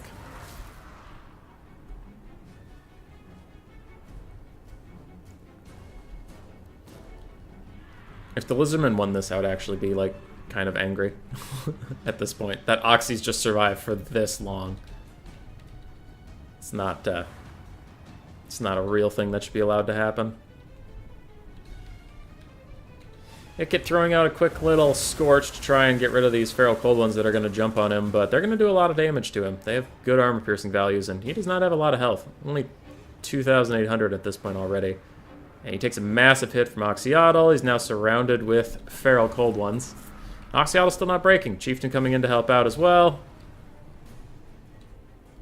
Dr. Jellyfish still hasn't noticed all these units. Oh, no. No! Oh, God, you hate to see it.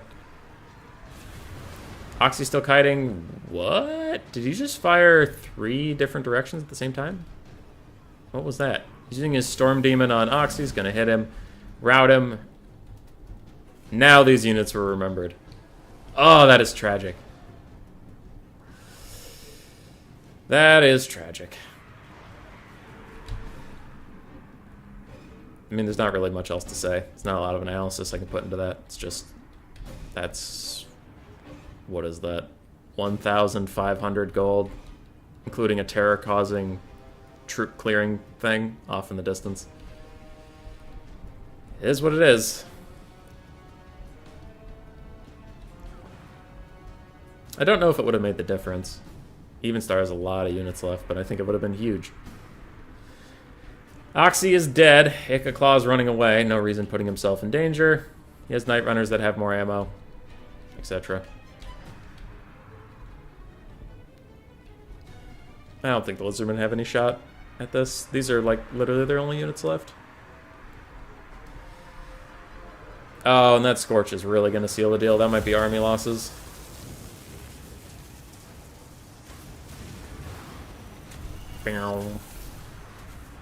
Boom. Army losses. Oh, no. No, you hate to see it. The dino in the corner. Agoraphobic news. Hey man, do you like the new domination mode? Due to chat request, I made an entire video about it. You can go check that out. The short answer is I think it has serious problems, but I also think it will be fun. I probably will prefer land battles, but I think both will be fun in different ways. Oxy got 1500 value. Chameleon Stalkers, mixed value. Some just killed Skaven Slaves, some got caught out by dogs. Feral Cold Ones didn't get a lot of value. And Solar Engine got lost. For Even Stars, Chieftains, mixed, but overall not super great. They didn't have a lot of stuff to fight, though. Ikit did fine. Plague Monks didn't quite pay for themselves. Night Runners did fine. Wolf Rats did great. Rat Ogres did well. And we're on to game 3.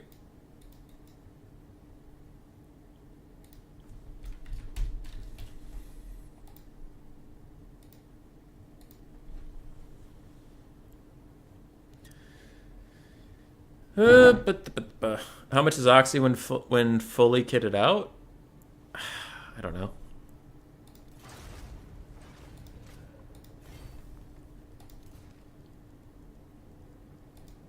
Oops, I didn't see a press. Most people take him with just Master Predator, so he's 1300. Some people will take him with Slippery, some people take him with the Golden Blowpipe, but usually 1300. Are frontal battles a thing of the past in ranked? For the quick battle ladder within the game, yeah. It doesn't sound like they're going to be there, but tournaments will still be hosted on them.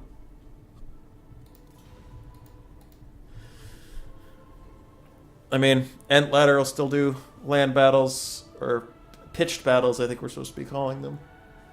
I'll run tournaments on it, etc., etc.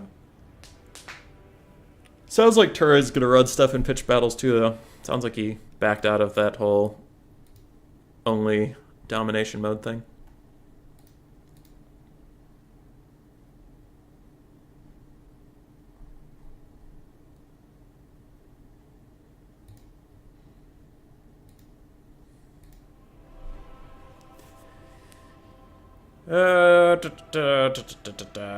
Oh, I have some annoying news, dude. You want to hear something? You want to hear something? You want to hear something? I know you came to this stream, and it's mostly auditory in nature. But do you want to hear something? Do you want to use your earlobes and listen to sounds? Because I have some shit to tell you about.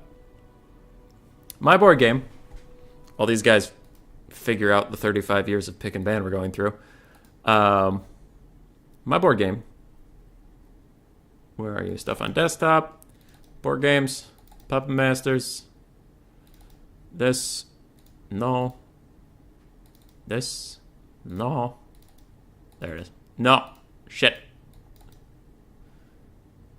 this fucking thing, hey, where did it go? There it is. Right? I've been waiting on this. It was supposed to come out in November. So we went into production, 2,000 copies, on the way to my house. We went into production last summer, in June. And the target goal was early November, so I could start selling them before Christmas. Right? That wasn't going to happen. COVID struck, a bunch of things happened. The global supply chain got fucked. Big problems, right? Big problems. Now, this game is going to get to my house. They have a delivery date. It is on a truck on its way to my house. This started in June. That truck is going to reach my house February 18th. Can anybody tell me what is happening February 17th? What, my friends and countrymen, is happening on the 17th? I have to do some refereeing. Hold on. Hold on. Pick 3. Picks 3 factions. Oh, wow, he doesn't get a ban. Okay, Jellyfish is correct. Anyway. On the 17th, the day before my fucking board game gets here, Warhammer 3 comes out. And I took an entire week off of work to stream Warhammer 3 for like 10 hours a day, every day. And now I have to find a U-Haul truck, go up to the cities, go to this warehouse where they're going to drop off this thing, get 2,000 copies, get them here, start calling distributors, get it up on my website, try to sell it to you people, organize some tournaments and events to promote the fucking thing. All this shit. It landed the day after Warhammer 3 comes out. The day after. Out of 365 days of the year. The day after. God damn it. That is the worst timing. That is the worst timing. Oh, God. Life is funny.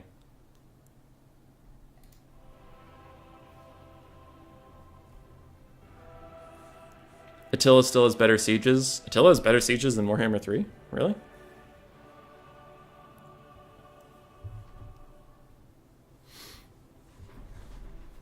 Yeah.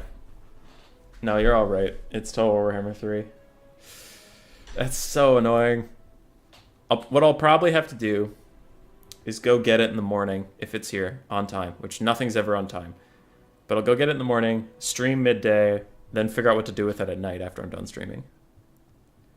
You have a girlfriend or Mr. Overlord to get it delivered to you. Oh yeah, they would love to pick up 2,000 copies of a board game on a big fucking pallet. Actually, no, I have to be there, because the warehouse isn't just going to give it to any random that pulls up, and they're like, hey, I'm looking for 2,000 copies of a board game. Just trust me, I am who I say I am. I got to show up, I got to sign for stuff, I got to give them my ID. And I also got to pay them, because I paid for the board games to the factory, but I haven't paid the shipping company. They want payment on receipt. Well, thanks, Cyrus. Thanks. Normally you just send me anime stuff, but that was nice of you. Also, the anime stuff was nice of you. And I'm pretty sure Evenstar is going to lose this game. Dwarves into Vampire Counts is one of the worst matchups I've ever experienced. I would be shocked if he wins this. In fact, I would be fascinated to see how he tries to win this, just because I want to see what kind of build he takes. Because ever since Thoric Ironbrow came out, this matchup is abysmal for Vampire Counts. Just terrible.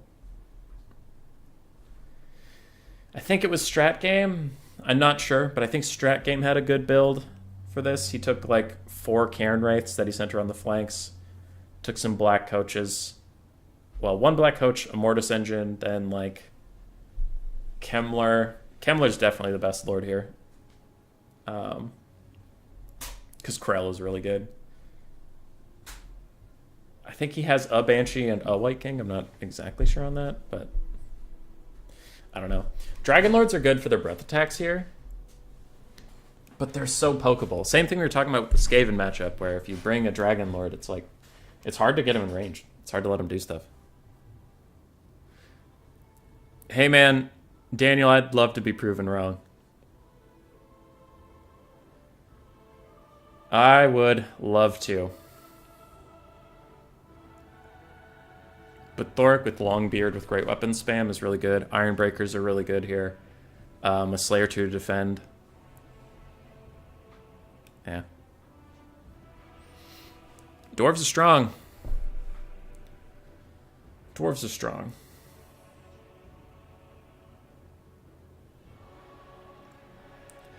I talked about it a few times on stream, but I think we have some newer people around here because we're streaming a different type of event.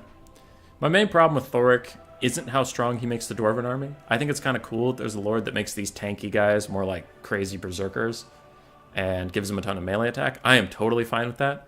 I am fine with his slight overcast if you cast anything anywhere near him. I'm very fine with that. My only problem with Thoric is how amazing of a combatant he is.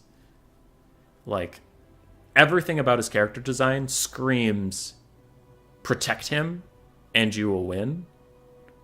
But how it actually is he'll protect you and still win. Like, it's nutty. It's nutty. He has armor piercing, which he shouldn't. He has crazy good melee stats, which he shouldn't. He does magic damage in case there's an ethereal threat to the dwarves. He's just too good.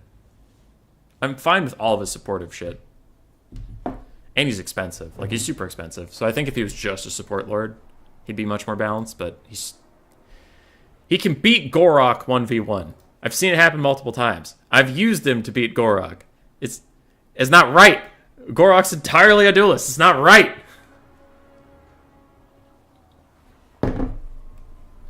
It's not okay. Yeah, 4550 for melee attack, melee defense stats. 5,000 health, 120 armor, 90 leadership. It's nuts. It's nuts while also being one of the best support lords in the game. And for some reason, he gets armor piercing. Tretch doesn't get armor piercing. This fucker gets armor piercing.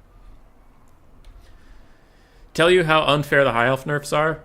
Which high elf nerfs are you referring to? But overall, the high elves, both dark elves and wood elves, are actually in a good spot. High elves are just kind of the lone meh faction. For Evenstad, we have a Lamian Vampire Lord, 2 White Kings. We have a bunch of Graveguard with great weapons mixed in with Skeleton Warriors. 3 lines of zombies. We have 1 Black Knight, 3 Vargeists, and that's his build. He really likes Vargeist recently. On the Dwarven side, we have 4 Thunderers, 2 Ironbreakers, Dragonback Slayers, 4 Longbeards, including the Grumbling Guard, all of which have great weapons, and Thoric. This is not my Dwarven build. It is very close, and I am worried about it. I don't love this. I don't love this. Hank Cyrus, Thoric isn't even that expensive. That's the worst part. True, but I'm saying if his combat stats were shit, then he would be expensive. But the fact that you get a pretty good duelist lord anyway is kind of weird. But regardless, my build has 2 more dwarf warriors. None of these thunderers. I have 1 trollhammer torpedo, and then I have double foot thane, because double foot thane is incredible at taking out White Kings. It's incredible at taking out Vlad if they took Vlad. The dragon if it ever lands. I'm worried that this is going to crumble. Where is this going to crumble? The community imposed nerfs. Oh, are you talking about the chariots? The chariot thing? White Lion chariot blobs were very toxic to deal with. I will say that. So, I don't think the Star Dragon plus another dragon ban is necessary, where these guys are just maneuvering. It's gonna be an hour before we see these guys combat. All right, I can finish this thought. There was maybe once upon a time where a Star Dragon and another dragon being banned made sense, because Breath Attack's really good, maybe Dragon's really good. But right now, Dragons are one of the jankiest fucking units in the game. Breath Attacks are fine, and they're super expensive. I don't think it's that big of a problem. Like, I would be happy to see that Star Dragon and other dragon limit removed. I also don't think it would change very much. As for the White Line Chariots, I think 2 as a limit is fine, but the problem is High Elves and Dowie fan played them as a child in tabletop. My first faction was Skaven. Skaven's the best faction. The problem with the High Elves is Lion Chariots are very good, and the rest of the roster sucks. And Skaven were kind of in a place like that for a while, where like Poison Wind Globes were really good, and the rest of their roster sucked. So then it's hard where you're like, do we nerf Poison Wind Globes by limiting how many you can take? But then this faction's just dog shit. But Globes are toxic to deal with, and they're no fun for anybody, so what do we do? And CA nerfed Poison Wind Globes, so then it wasn't a problem. But that was a discussion for a while. High Elves, White Lion Chariots were just busted. And Warhammer 3 is coming out, so there's no patches or anything coming, so the community just nerfed them. I don't know. As that ramble showed, I have conflicting feelings about it.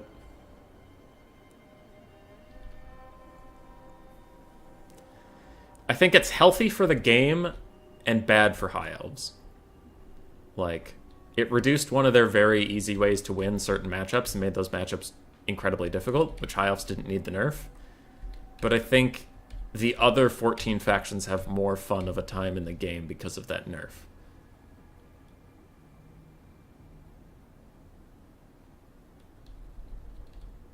You're just hurt they were in the neighborhood of Norska with their win rate. Their win rate's pretty bad. I think Norska is still quite lower than them, but it's pretty bad because a lot of their units just aren't gold efficient. And for anybody who cares, both sides are moving up very slowly, but they are moving up. So it is what it is. If you're just walking units, to Spellkite, that's illegal, but getting a surround is not illegal, and that's clearly what's going on. Vargeists are surrounding. You can see they have... Where are they? There we go. They've taken up positions on multiple sides. Now they're just waiting for their Graveguard to get in. And the Dowie also are moving up very, very slowly. So if either player is like, you're not moving up, well, the other one kind of isn't either. Making Spearmen decent would help a lot. Dude, why do Wood Elf Spearmen get armor piercing and High Elf Spearmen don't? Why? Why? High Elf Spearmen are supposed to be like the best Spearmen in the entire game. Like, I mean, obviously not like for their price point. But, you know, for chaff Spearmen, High Elf Spearmen are supposed to be the regimented, dedicated, all this shit. They don't have armor piercing, and their bumfuck Wood Elf cousins who sit in the woods all day smoking weed are like, armor piercing spears, bro, I got you. Also, we have the best chaff infantry unit in the game in Dryads, bro. It's like, I don't know. It's so stupid that High Elves don't have armor piercing. But anyway, as chat's kind of popping off about the triple High Elf Chariot stuff, that nerf was warranted for the rest of the community. It just sucks that, like, High Elves are bad besides that, is my point.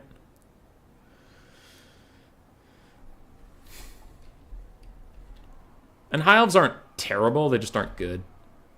Like, I still think they're better than Norska. I think they're better than or the same as Tomb Kings. They're playable. They're very playable. They're just not great. Dark Elves are supposed to be the most martial of the elves. But, like, they have Bleak Swords and Dread Spears that are cheaper than the High Elf Spearmen. And the High Elf Spearmen suck. Dr. Jellyfish getting some free fire down onto these zombies, onto these White Kings, while Evenstar gets a good surround. It's just taking it slow. Both players. Wood Elves are the best elves. Fozen, you and I need to have a conversation about the Wood Elves being the best elves. You get out of here with that. Fucking Wood Elves and their pieces of shit, god damn it.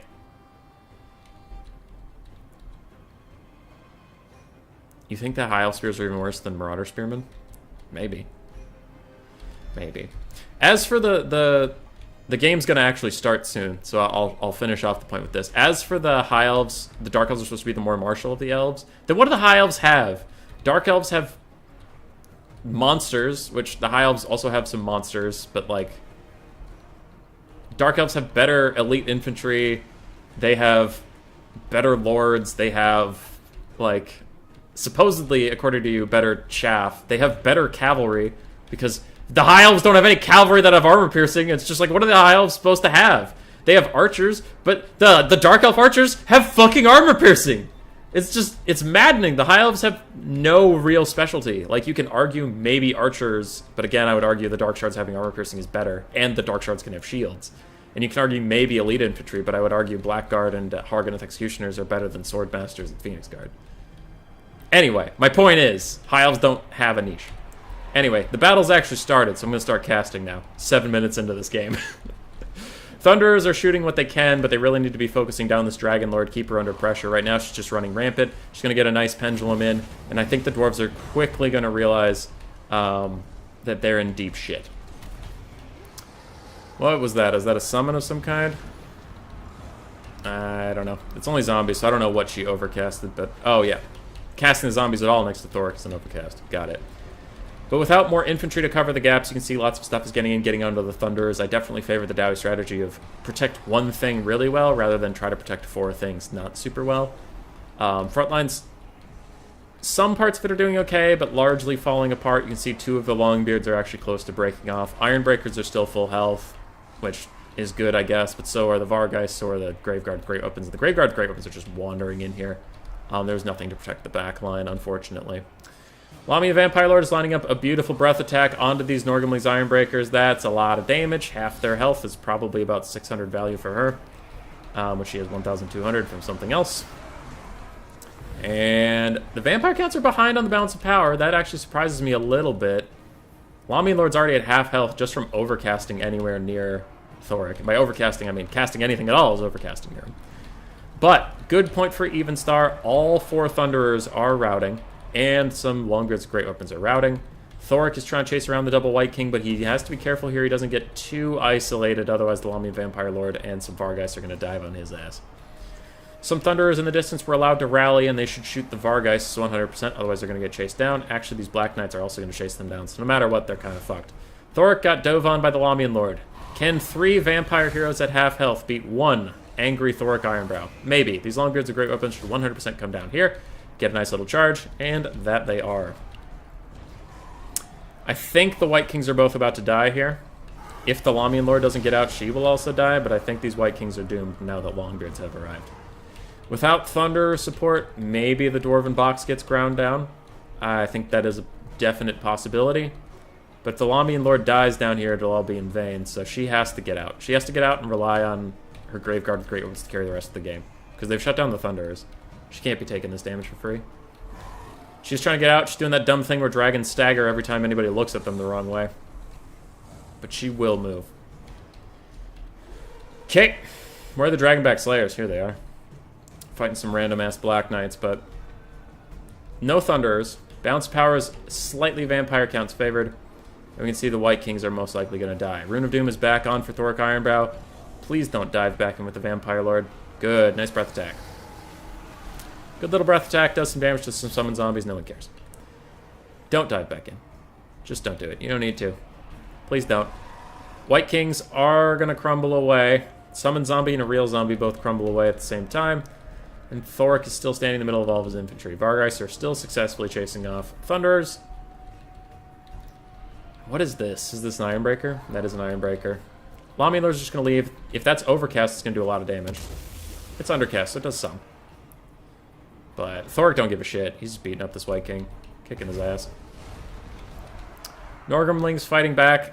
If they get some attacks on the Lamian Lord, that would be good. They just need to poke her out. Do whatever damage you can to her.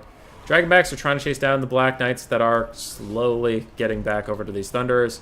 The Lamian Lord is taking more damage. She has to be careful, because also with Thoric, if Thoric gets nearby enough, you can't even cast Invocations of Nehek onto her, because they'll just hurt her while she does it. And she does not have the hunger, so she's not passively regenerating right now. Thunderer count, looks like that's the last one that's even on the map, and Black Knights were all over it. It looks now like they're just cycle charging these Great Weapons, so maybe those Thunderers will rally in the distance. Maybe. Lamian Lord has taken about 400 damage since she landed, and the Ironbreakers are holding firm. Graveguard Great Weapons getting killed. Meanwhile, the Norgamling's Ironbreakers are going to try and charge over here. If those are the Dragonback Slayers, I would care a little bit more. But I don't think these ones are going to help these other Ironbreakers, who are now terror routing. And if the Vargeist dive in, they'll probably naturally rout. That White King did manage to live, ran away. Looks like he got a little bit of healing. Thoric is pushing through these Graveguard, trying to get up to the fight that matters. Dragonback Slayers are trying to rally around these Thunderers that are getting their last desperate shots into the Vargeist before they get dove and killed. Which they will definitely get killed. 1,000 health left on the Lamian Lord. And the Dwarves are running out of juice. I don't think Thoric can do it, but we'll see. It'll be heavily on the Lamian Lord to stay safe. I think with 2 different Vargeist units and some Black Knights, you should be able to take out Thoric without her. Just get her out of here.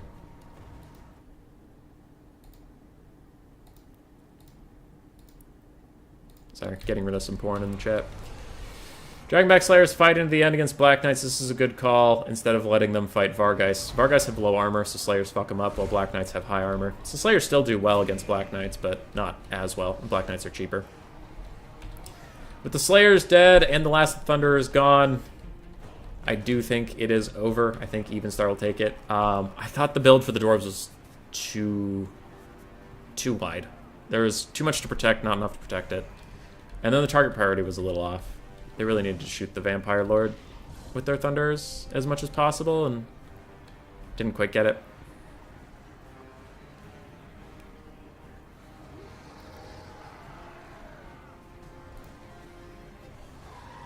Okay. I'll catch up with chat. Now.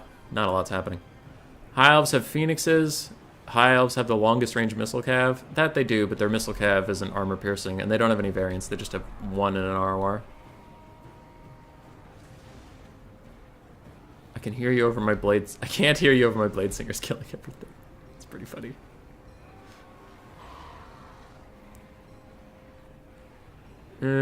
Triple gold chefs. Empire Spearman cost as much as High Elf Spearman and beat them. That is so weird.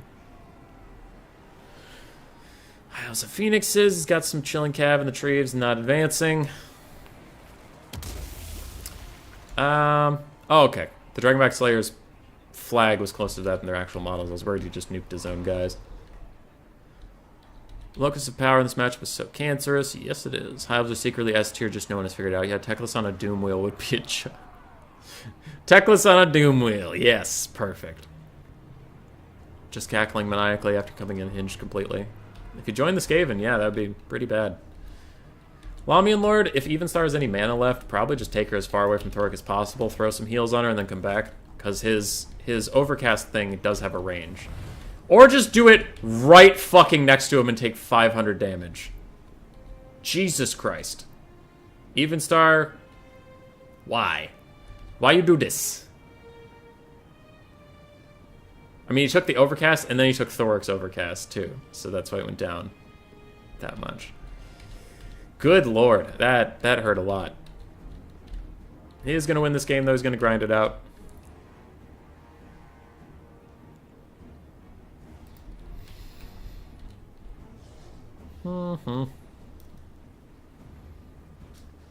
Now the surround comes in.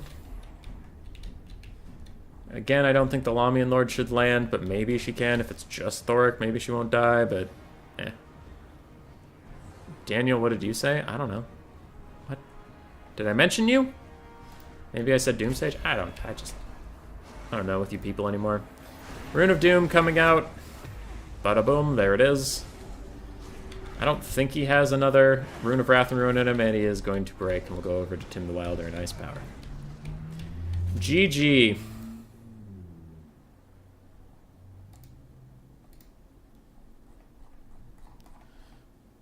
Who's pinging me? Okay, not important right now. Thoric did great. Longbeards did overall fine. Slayers and Ironbreakers did great. Thunderers, mixed. Lamian Lord, 2000 value. White Kings, not super great. Graveguard, mixed, but overall good. Black Knight's good. Vargeists, good. GG, well played. These top tier VC players impress me so much. They're so much better than me at VC. They're pretty good.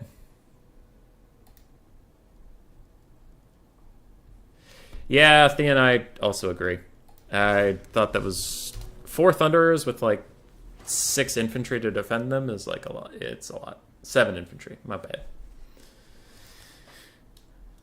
Okay, Tim, get in here. I don't know if you're on my friends list, so I can't invite you. Other semifinal, and the last semifinal for the day. Out of the 2, this is the second. And then Logic will cast the finals. And I will run some errands. Okay, Ice Power just left. Alright. That's fine. That's okay.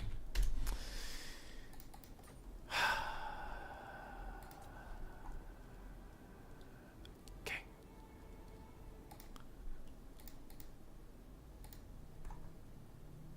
What happened? Where did he go?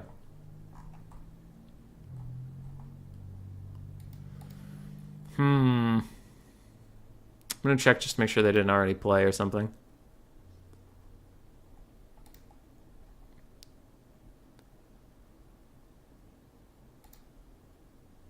Nope, they shouldn't have played. I don't know why Ice Power just left that room.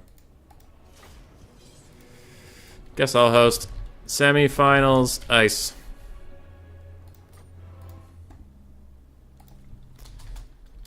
At Ice Power. Is Ice Power not in this Discord server?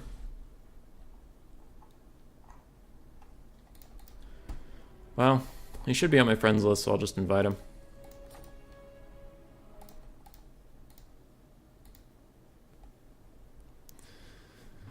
Also, I know Bo with Thor. I could just go Mass Dwarf Warriors. Rune of Doom!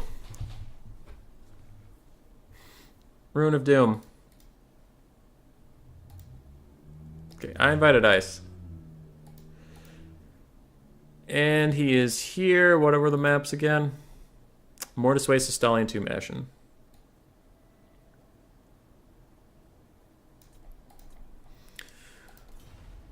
What up, dude? Tim's first.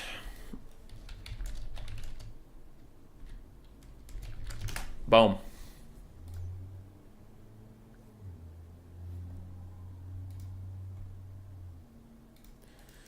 Boom, boom, boom.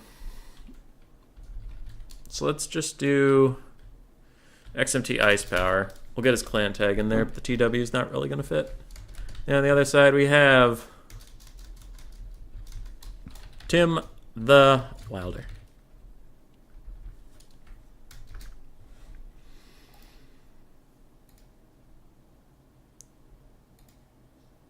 GG indeed. You're a GoTrek fanboy? GoTrek's cool. Old ways are best, the ultimate boomer. Beastmen ban Dark Elves and Empire. Ice Power does like his Empire here. He might go Vampire Counts. And then I'm curious what Tim would do. Because I think the Archer Bestagor type build is better than Monster Blobbing with the Vampire Counts. Vampire Counts will just usually win the blob through regen.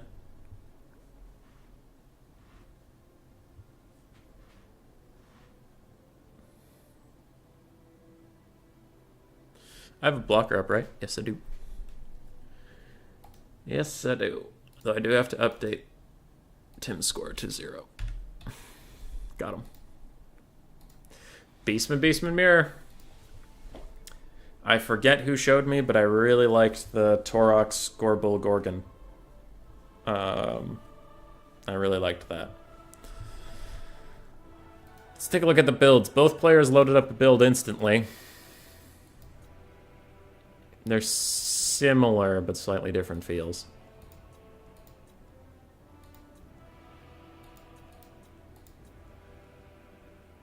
Just making sure both are legal before we even get into the game.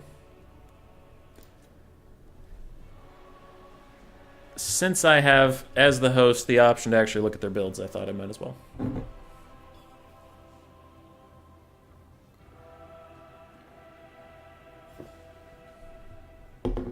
That Gorgon did some work. Yeah. One Gorgon, Torox, Gorbul. It's good. Have you seen the updates to some of the Lords of Magic in Total War 3? Depends on which ones. I saw the Fate Abuna update that pissed me off more than anything I'd seen in a long time. And I saw the new Lords of Magic. I haven't seen the other updates. I'm behind on Game 3 news compared to a lot of the community because I don't really love hearsay and stat checking all a bunch of stuff I don't know.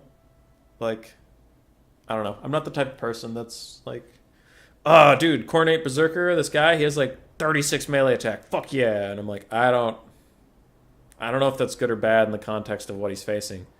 Like, how much does he cost? How much does his opponents cost? How does he perform? Does he have good animations? Like, there's so much shit. Where in this game I can interpret stats because I've used the units so many times that I know generally how they do.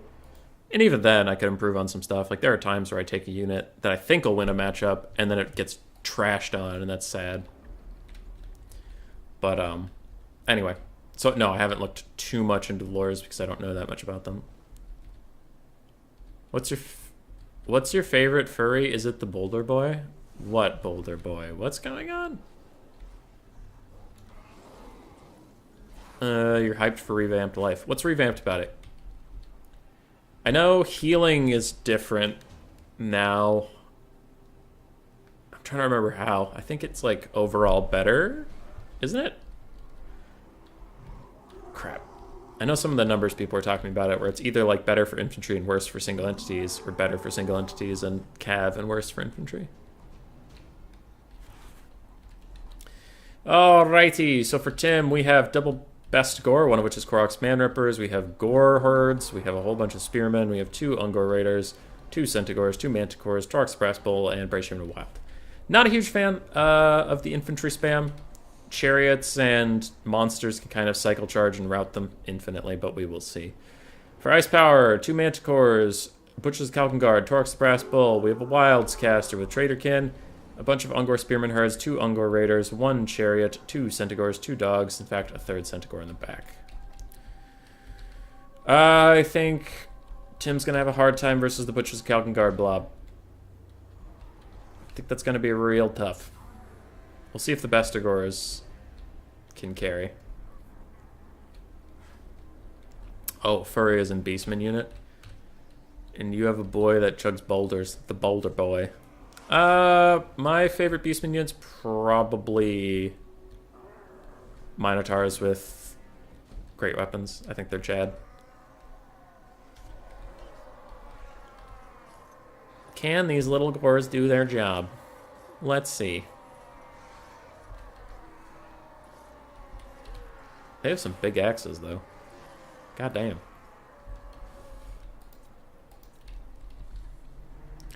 And we're off. Tim's immediately going to rotate. Try to turn towards Ice Power. He's going to want to try and keep his single entities back, most likely away from that blob, and let his archers and bestigors poke it down before engaging, because otherwise they're the exact same. 2 Manticores and Toroks versus 2 Manticores and Toroks, but he has the Butchers of Calcan Guard. So, don't really want to get caught there. Could you swap the nameplate? I suppose I could. Ice Power was originally on the left side. I'll do it after this game. Archers overextending a little bit, about to get run over by Tuskor Chariots, but it looks like Torok's going to move up and stop them. These Centaurs should also move up and stop them as mass, but Ice will pull away as Tuskor Chariots as Torok's getting too close for his liking, and Torox needs to back up about now before he overextends and gets caught out by other Centaurs. Torox, buddy! Come home. Torox, no! He gets a nice shot onto the Tuskors, then he gets knocked over on his ass, and now he's going to get surrounded by Centaurs.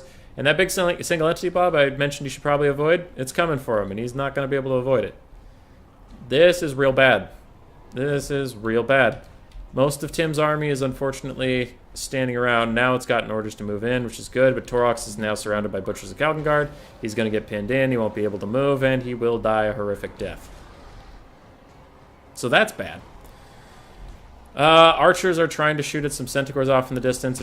Overcast Traderkin is going to nuke down these Centaurs, and they will terror out almost immediately while next to Manticores. But they do manage to bail out Torox, so good on you, Centaurs. Your sacrifice was not in vain. Bestigors have now piled in, but these archers are about to rout as well. They do not get to shoot in, and now the Bestigors will be either torn apart by all these single entities, or the single entities are just going to walk out of them. And Torox is doing his best. Meanwhile, the Gore Herds have pushed through, and they're now shutting down Ungor Raiders. These Ungor Raiders have taken a lot of damage from something, and it looks like dogs are going to finish off the job onto them. As for the blue Beastmen, they are rampaging through the front line with their better troops. It's all going to be down to whether the single entities can kill all these infantry or not. Big mass rout coming in from red. Not loving their time. Beastmen make you bored and angry in equal measure. You're going to get food. Yeah. Well, at least they got the mirror out of the way, so they can't be in the rest of the best of 3. But Ice has mobility and he has single entities. You can't chase off anything you just routed. And you can't finish off all the things that matter. I'm worried. I'm worried. Maybe if you can take a Manticore and fly it over here and get another quick route onto these units, that would be good before Ice reconsolidates. Maybe. Balance power is about even. Bestigors are getting slammed into once again, and they are going to get fucking nuked down. Traderkin Caster and Korok's Man-Rippers are trying to get involved. Big overcast to Traderkin. Hits one of the Centaurs, not the other somehow. But it also hits the Butchers of Calcan Guard, which is a great target for them. And dogs and Manticore will rout off those archers yet again. For Tim, his Manticores and Taurochs are coming. But his Bestigors have routed. His Ungor Spearmen are routed. His Ungor Raiders are routing. So there's a lot of routing going on. And his Chariot's running over here trying to get rid of some archers. That's not a bad play. He does have the strength of the Koroks Man Rippers to fall back on. Ice Power's cast a lot of Overcast Traderkin, so he's probably about out of mana. But I still don't know if this is going to be enough. Nice big routes coming in over here. This last Ungor Raider is also probably about to rout. And the elite army blob comes over here to rout off these chariots. Ice might be getting into a little bit of trouble. Ungor Raiders are going to fire the last shot, 'cause they're shattering now. There's no way they have another break in them. Wow, they do? I swore I saw this one break 3 times. Well, it's back. Tim's chasing off the Tuskor Chariot. Definitely not worth your time. He does immediately pull off and come back. They're so low that even if they come back, they'll just instantly rout. Bestigors are about to get finished off. And what do we have? I missed some Beastmen or a high micro faction. Yeah. Now it's just a blob walking around. Gore Herd, Koroks Man Rippers, and Ungor Spearmen, Ungor Spearmen, Ungor Spearmen with a Chariot Caster and 2 Manticores. Versus Butcher's Calton Guard, who are kind of low in health but regenerating. Oh, Ice Power leaving this Manticore to rampage to its death might be a big mistake. Because it's definitely going to die now.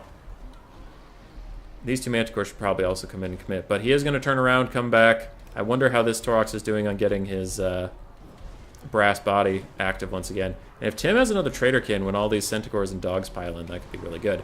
Double Manticore landing in is now the RNG battle of the ages. Koroks Man Rippers are here to offer some anti-large halberd action. And we will see. Taurox is focusing on this weakened Manticore, trying to get rid of it. Instead, he's just T-posing. He's currently not even attacking. He's just standing there. Just standing there. Just standing there. Swing your fucking weapon! There you go. I'm chill. And if Tim has a Traderkin, now would be a good time, as everything is slamming into each other. Any Traderkin at all, even non-overcasted, would be a good idea at this point. Taurox is going to rout off that last Tuskor Chariot. Manticore routing. It looks like the red Beastmen might be in for a little bit of leadership troubles, but they are killing infinite amounts of blue infantry. Koroks Man Rippers don't seem to be doing the job just yet. And how are the blue Manticores doing? Dead? Alive? I don't know. That one's very wounded. This one's full health. Taurox is doing fine. Wildscaster's leading Taurox away from the fight. That could be big, as his Encourage Aura is now gone, but I guess the other Wildscaster's nearby, so they could just do it.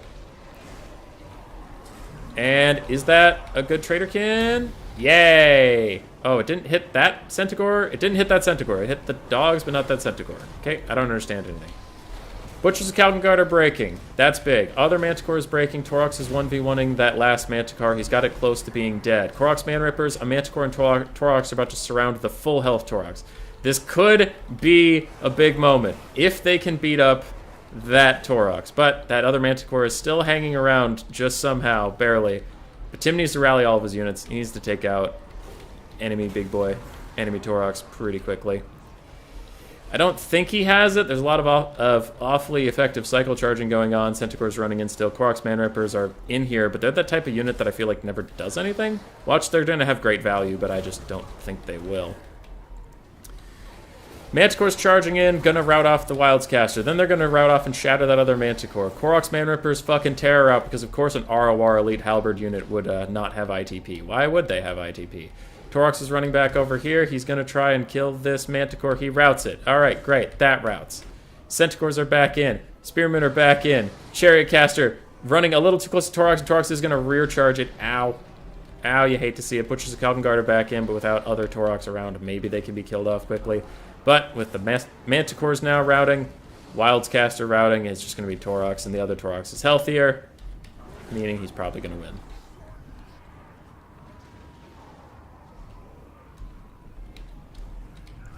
Nice job, Cyrus, in the chat, taking care of that bot. Nice job. Archers are back for Ice Power. He's poking them down, and this game is over. I never believe in Koroks Man Rippers, dude. I don't know why. I just don't believe in them. They were in single-entity, large blob fights all game and still didn't get their value back. That's exactly what they're supposed to be. Why is this unit so shit? They're so shit. Anyway.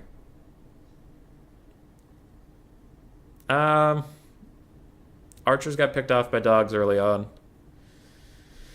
Good Traderkins, though. On the other side, Ice Power did fine as well. Also had good Traderkins. His archers also got picked off, but got a little more value on their way out. Centaur's got a lot of value. Dogs got value. Manticore's got value, and Butcher's got value. So, it's pretty good. GG indeed. Estalian Tomb.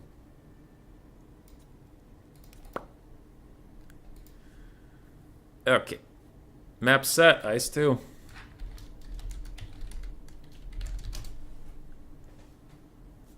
I mean...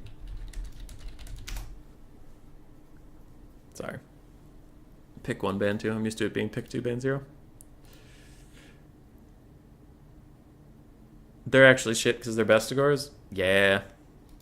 It's still sad, though. I can still be sad that they're bad.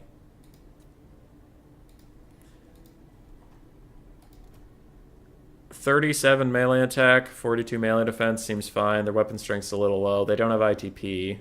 They have high leadership for a beastman unit, but I don't know, Centaurs have pretty good leadership anyway. I don't like it. I don't like it. Don't take them. Fuck them. The trash. 1,300 gold. Dark Elves ban Bretonnia and Wood Elves. Greenskins are okay here ever since Rinsler showed me the power of Doomdiver catapults, but this map is so small that that's definitely not worth it. Maybe take High Elves. High Elves is okay. Into Dark Elves. It's a decently even matchup.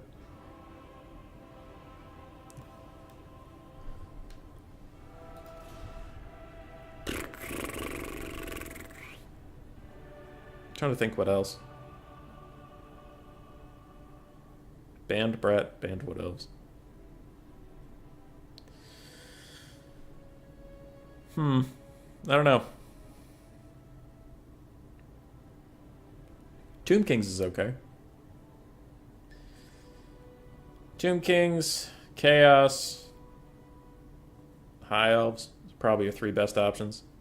Maybe Lizardman. Yeah, Lizardman's also fine here. 4 good options. Don't know much of them Tim plays, though.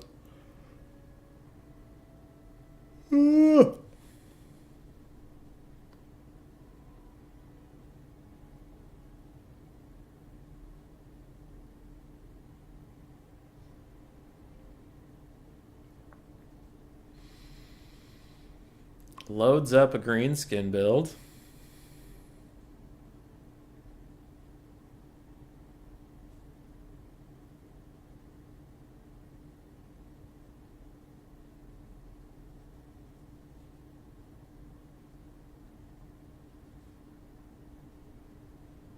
But is he going to go with it? Contemplating your life choices. Okay. Well, while you do that. So we have 0, Tim, the Wilder, and then on the other side we had XMT, Ice Power.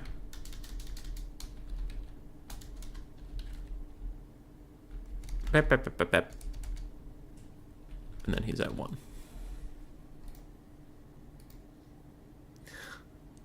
Also.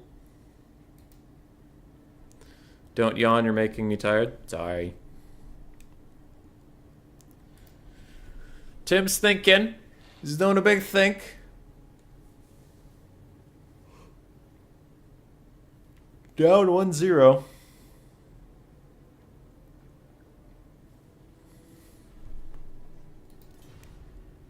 Lizardman. Not a bad choice. Not a bad choice at all. Dark Elves have a lot of, traction in this matchup. It's not a bad one. It's probably even slightly Dark Elf favored. There are worse things. Lizardmen get kind of wild, though. If the Dark Elves predict very incorrectly what they're facing, they can run into some deep trouble. So we'll see what Ice is going to bring.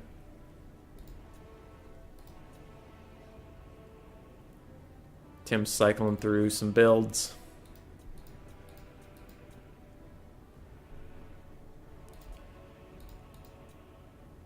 For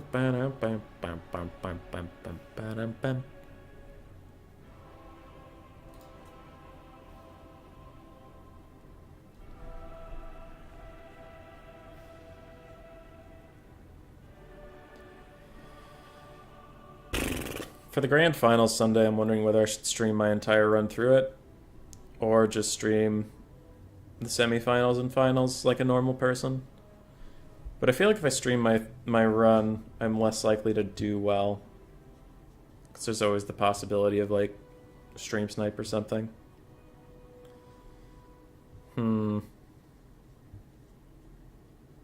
See how we're feeling tomorrow. We'll see. There was also talk of playing both the semifinals at the same time and casting one of them live, casting the other one through replays. Don't know if that's necessary. Round of 16. That's 1 best of 3 down to 8, 2 best of 3 down to 4, 2 semifinals and a final. So it should take as long as it takes to play 4 best of 3s and a best of 5. It's probably like a 4-hour tournament. And if I stream from the start of that, I have to stream for 4 hours straight. Oh, God. Oh, no. Hey, Tori Asidaj, thank you so much for the porn, but I will pass. But keep at it, dude. You keep at it. Don't let anybody tell you what you can and can't do with your small business.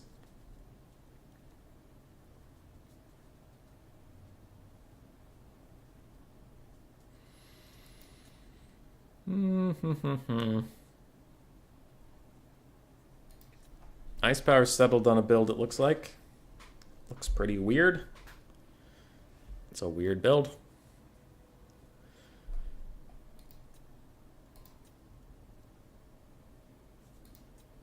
Tim's still switching his up every 3 seconds, so we don't know where he's at. We don't know what's going on.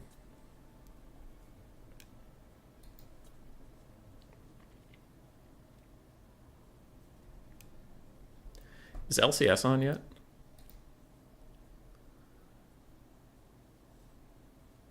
Scheduled for 2 p.m., then they're going to dick around for like an hour.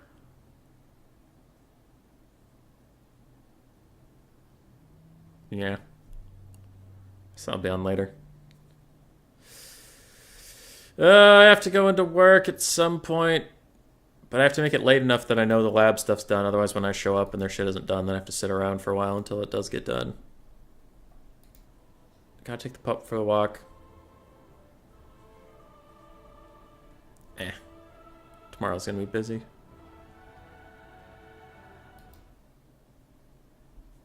Where is Logix?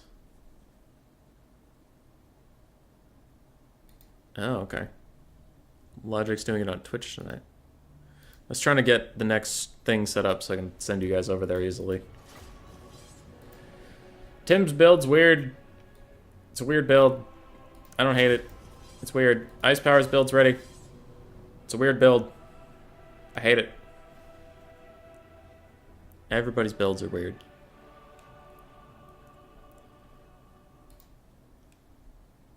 You play League or do you just watch it? I used to play a shit ton of it. Now I watch and I play the every so often game, but like the community memes a lot about how toxic League of Legends players are. But every time I play it, dude, somebody's just the most toxic asshole. Just the worst type of person for some reason.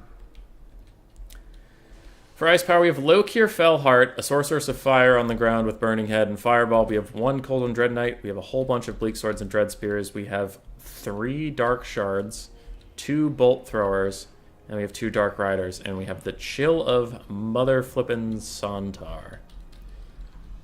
Okay.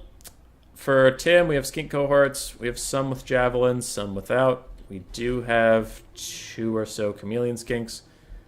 3 Cold One Riders? 2? Hard to tell. He keeps moving everything. Looks like just 2 Cold One Riders. A couple Saurus Warriors and Saurus Spears, the cohort of Sotek, and Lord Mazdamundi. So, a very straight, simple pike and shot push build, looks like. Though the Cold One Riders could be a little bit much to deal with. Dark Elves have a very wide army. Very wide. That's a lot of chaff.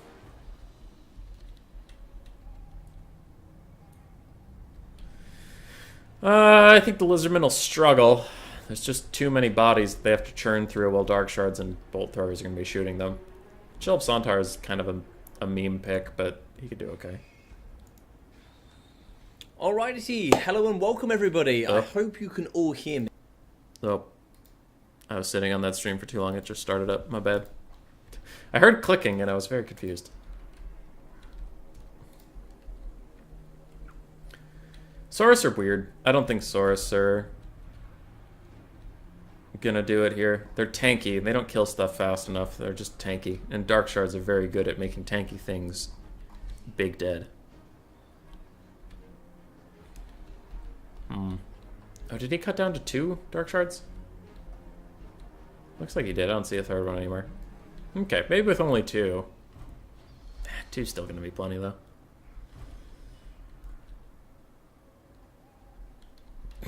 Cypher, hey Logic. Yeah, I loaded up his Twitch channel so I can easily link it after this stream, so people can go watch the finals or whatever. Because I'm casting the semifinals, and then he'll be on the finals.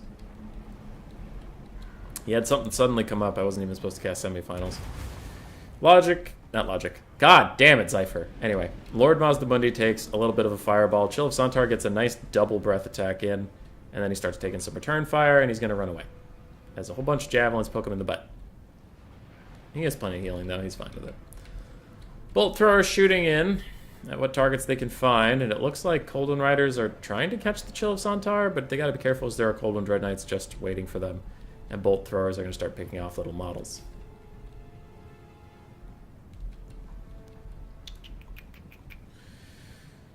Jav Skinks are trying to throw in on the Chill of Sontar, and they're getting some good damage onto it, but Hydras are really good at healing, especially since there's kind of a pseudo bug on them where they get double heal procs. I mean, they reach their healing caps super fast, but at least they're not going to get that wounded. Mazdamundi's heading for the trees to try and dodge some of the Bolt Thrower shots, and his Cold Ones are accompanying him. Ice Power can only really counter them with the Dread Knights, which she's not super keen to do in a 2v1 situation. Mazda should be safe-ish now. Red Crested Skinks, Saurus, Jav Skinks all running in here. Gonna kind of pile up on the Bleak Swords. A little too close together. I imagine we'll get a Burning Head very soon, either right here or right here. Or maybe right here. There's honestly a lot of good targets. There it is. It's gonna go inwards. And that's a lot of units all on top of each other. It arcs. Oh, it doesn't arc. It goes in a straight line. It just looks weird over the hill. It does take out one of his own Bleak Swords, but then a nice breath attack from the Chill of Sontar is going to take out a bunch more things, and that is brutal. Bounce power is very heavily in favor of the Dark Elves at this point. Banishment comes in for the Dark Shards. So Mazdamundi is getting his revenge on the back line, taking out a whole bunch of stuff, and now he's running at that Sorceress of Fire, but she is going to run away, and Bolt Throwers are going to be shooting at him the whole time.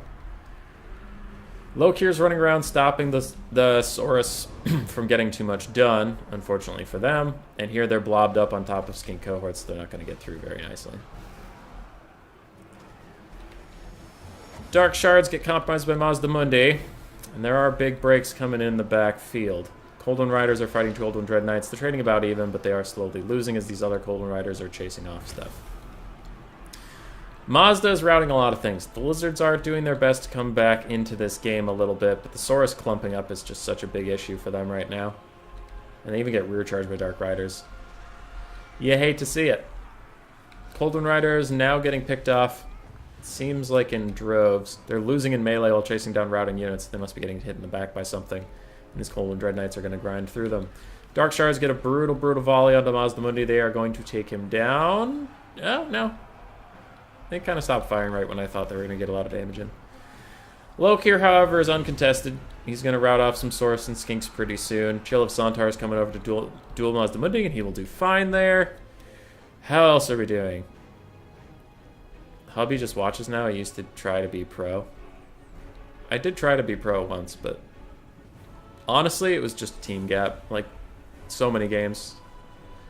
It was really hard to get good practice in when there's games like one person would die and then just AFK, or the next game it's like I went 10-1 on Nasus, but the rest of the map was like literally 2-40, and then all those guys would just come up and gank me and there's nothing I could do about it. It was just an infuriating game to try to get better at. Mazda's trying to shut down Reaper Bolt throwers, but Dark Shards are going to shoot him in the bum. Cold and Rider's still getting chased down by Dark Shards. There's just way too many Dark Elves left on this map. Bounce power goes against the Lizardman, and I tend to agree. Lokir is somewhere, still full health. There he is. And a Ruination of Cities managed to hit just Dread Spears, doesn't arc into those Saurus, so that's pretty good. And they route off some Dark Shards. So good plays in the late game here. I think too many units blobbed at the start. That left them open to big damages. And Mazda's trying to heal himself up. Another little fireball hits him, does some damage. I mean, it's not nothing. Colden Riders routing off the back of the field. I feel like Colden Riders always disappoint me. Colden Spear Riders are okay, but Colden Riders themselves just disappoint.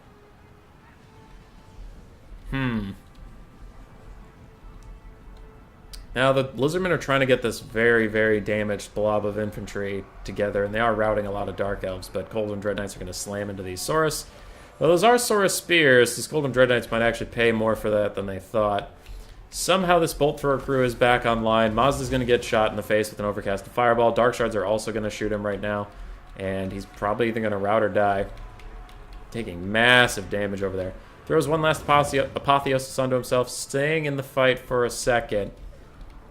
And he is trying to run through here and rout off some stuff. Dark Shards get off one more brutal volley onto him, and he turns at the last second, stopping his charge and leaving himself open to even more shots. Then he kind of staggers for a while, finally gets the charge off. Where's Lokir? Lokir's down here fighting Saurus, still very healthy, and he's regenning this whole time. Chill of Santor is going to get a rear charge onto Mazda, and that'll either break him or kill him.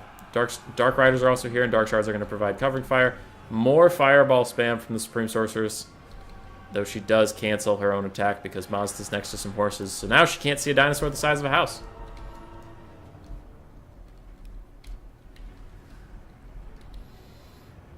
Okay, GG. That is army losses. An Ice Power will go to the finals. Boy.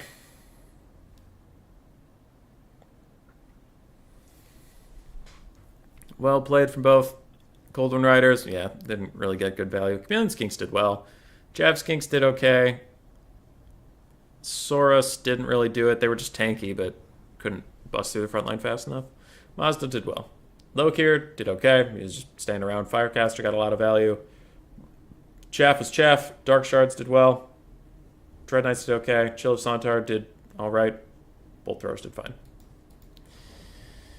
GG. What you gonna do now, Rat Boy? Well, one, I'll link... Yep. Logic just messaged me, but I already pulled up your channel, so I'm already on it. Alright, finals will be streamed here. Logic's chat. And then I am gonna go after one more game. But I want to try... Timmy. If he's still around. I want to try that Gorge build versus Tim and see if chat betrayed me.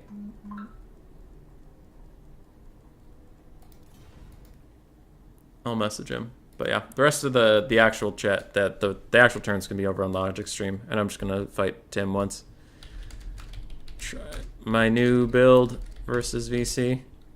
Curious if it wins.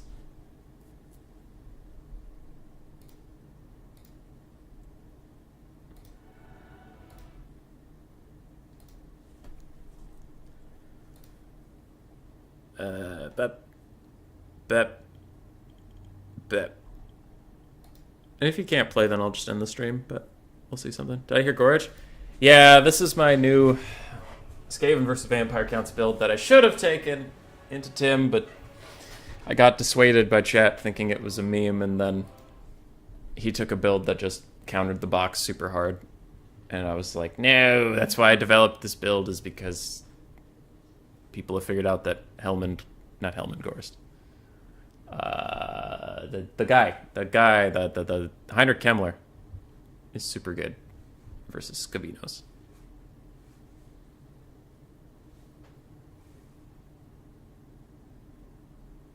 Oh, okay. Never mind. Good luck. Okay. Tim's gotta go. Playing the bronze match over there. So I guess I'll do a quick battle and then call it a day. Unless this takes 25 years to find a quick battle, then I'll just call it a day. 5, 4, 3, 2, 1.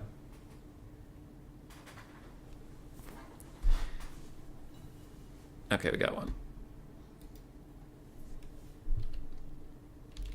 I was just gonna do one game, then I GTG. It's fine.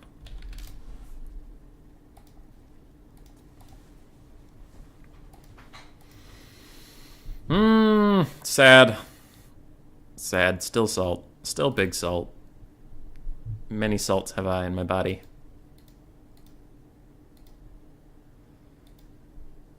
Alright, what's this guy going?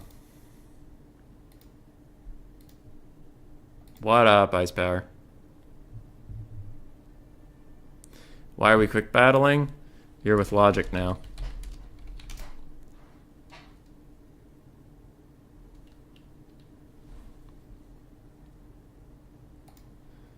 Ice Power is confused. High elves? High elves?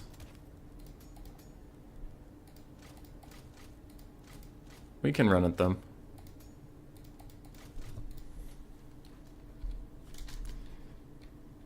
They wanted him to do it. I was filler for semis because he was busy. Okay. So we'll do Skrulk, Assassin, Chiefy on a Bone Breaky.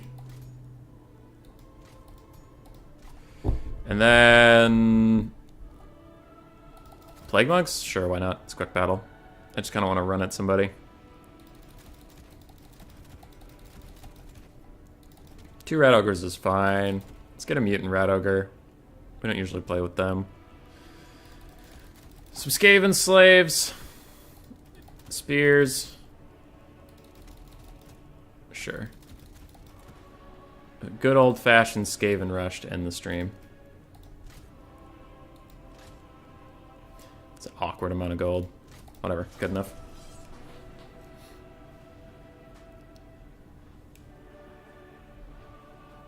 Good enough.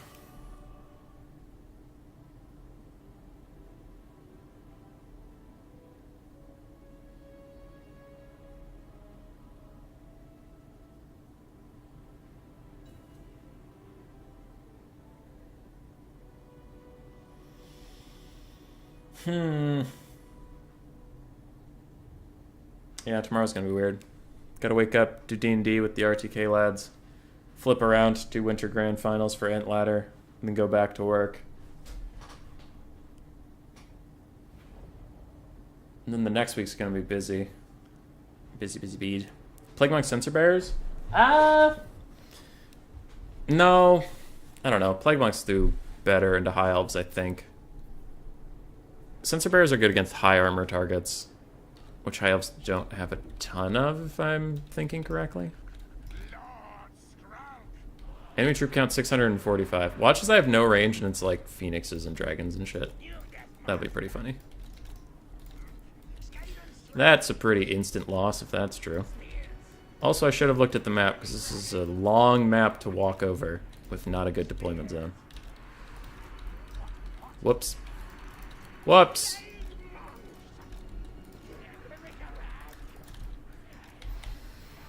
Okay, this is about as good as it's gonna get. And we have some wolf rats. I don't want to position them that far in the vanguard. If they get caught out by something, they're just dead.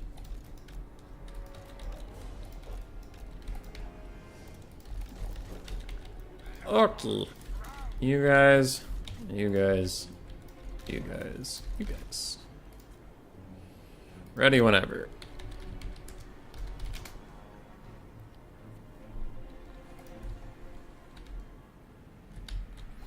Look at this smoking crater of nonsense.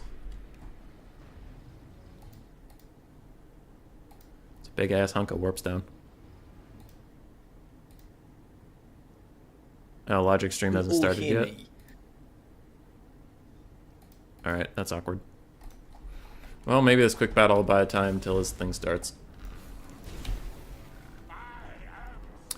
3 bolt throwers, some eagles, mage of beasts, techless, some dudes. Okay. That seems fine. Plan 1. Ignore the eagle. Plan 2. Kill all the high elves. Plan 3. Profit. Well, you guys don't want to advance that far. Chieftain of Bonebreaker, start dodging.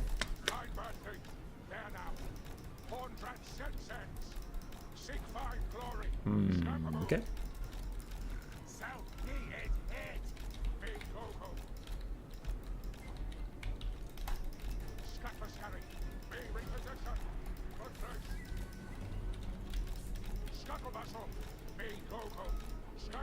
Just trying to be confusing while we get our guys in there.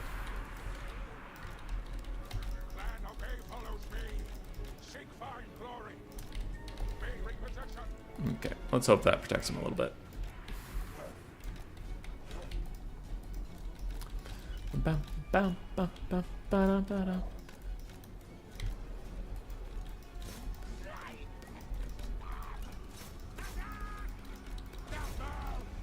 Ah, it's chasing me! Ah, it's chasing me! No!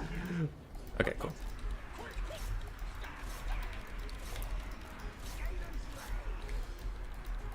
Alright. Monsters can start advancing now. Chieftain's taking a lot of damage. Not a whole lot we can do about that. Dogs try and push past it.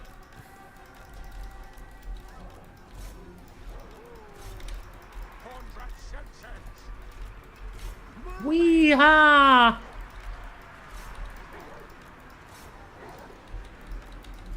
Okay. Through mass confusion, we have gotten here. Now we have rat ogres. So rat ogres, let's push through. Chieftain, you're having a great time getting sniped out by bolt throwers. Try to get to the other side of it before you idiots terror out, so you terror out into the map, please. Thank you. Thank you. And we are really trying to shut down all this stuff. Okay, Skrulk's still not in range, which is kind of nuts. Another chain lightning. Skrulk's still very far behind. We need to send some Skaven slaves just to pin down archers, not even to kill them.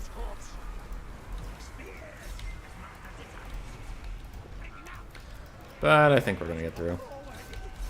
Okay, this should take out Techless along with that Chieftain. These guys have rallied, meaning they can chase down these crews. You guys are positive leadership. What are you even still running from? There you go. Good lads.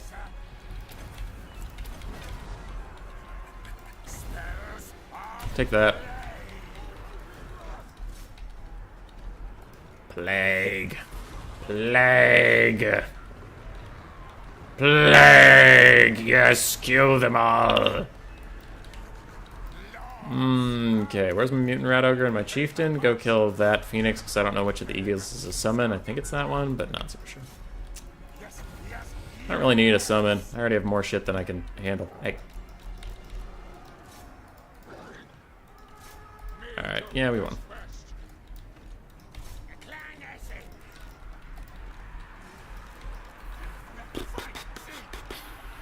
Dogs can chase off things forever. Army losses is coming in hot, and we did it. When's the next stream, Rat Boy? Tomorrow. Winter Grand Finals. I mentioned that. You silly! Dr. Jellyfish, you have a third place match against Tim the Wilder. And I hope you do well. Tim's a homie, so it's hard to be like, kick his ass, but I hope you do well. Alright, that's the stream for today. Into City Grand Finals. I'll probably stream my run through it, though that always makes me sad. Taking Doom Wheels is try easing on account of how easy everything becomes from there out. Is Logic still not streaming? 22 hours from now, Cyrus. If I stream from the start. If I don't stream from the start, then I don't know.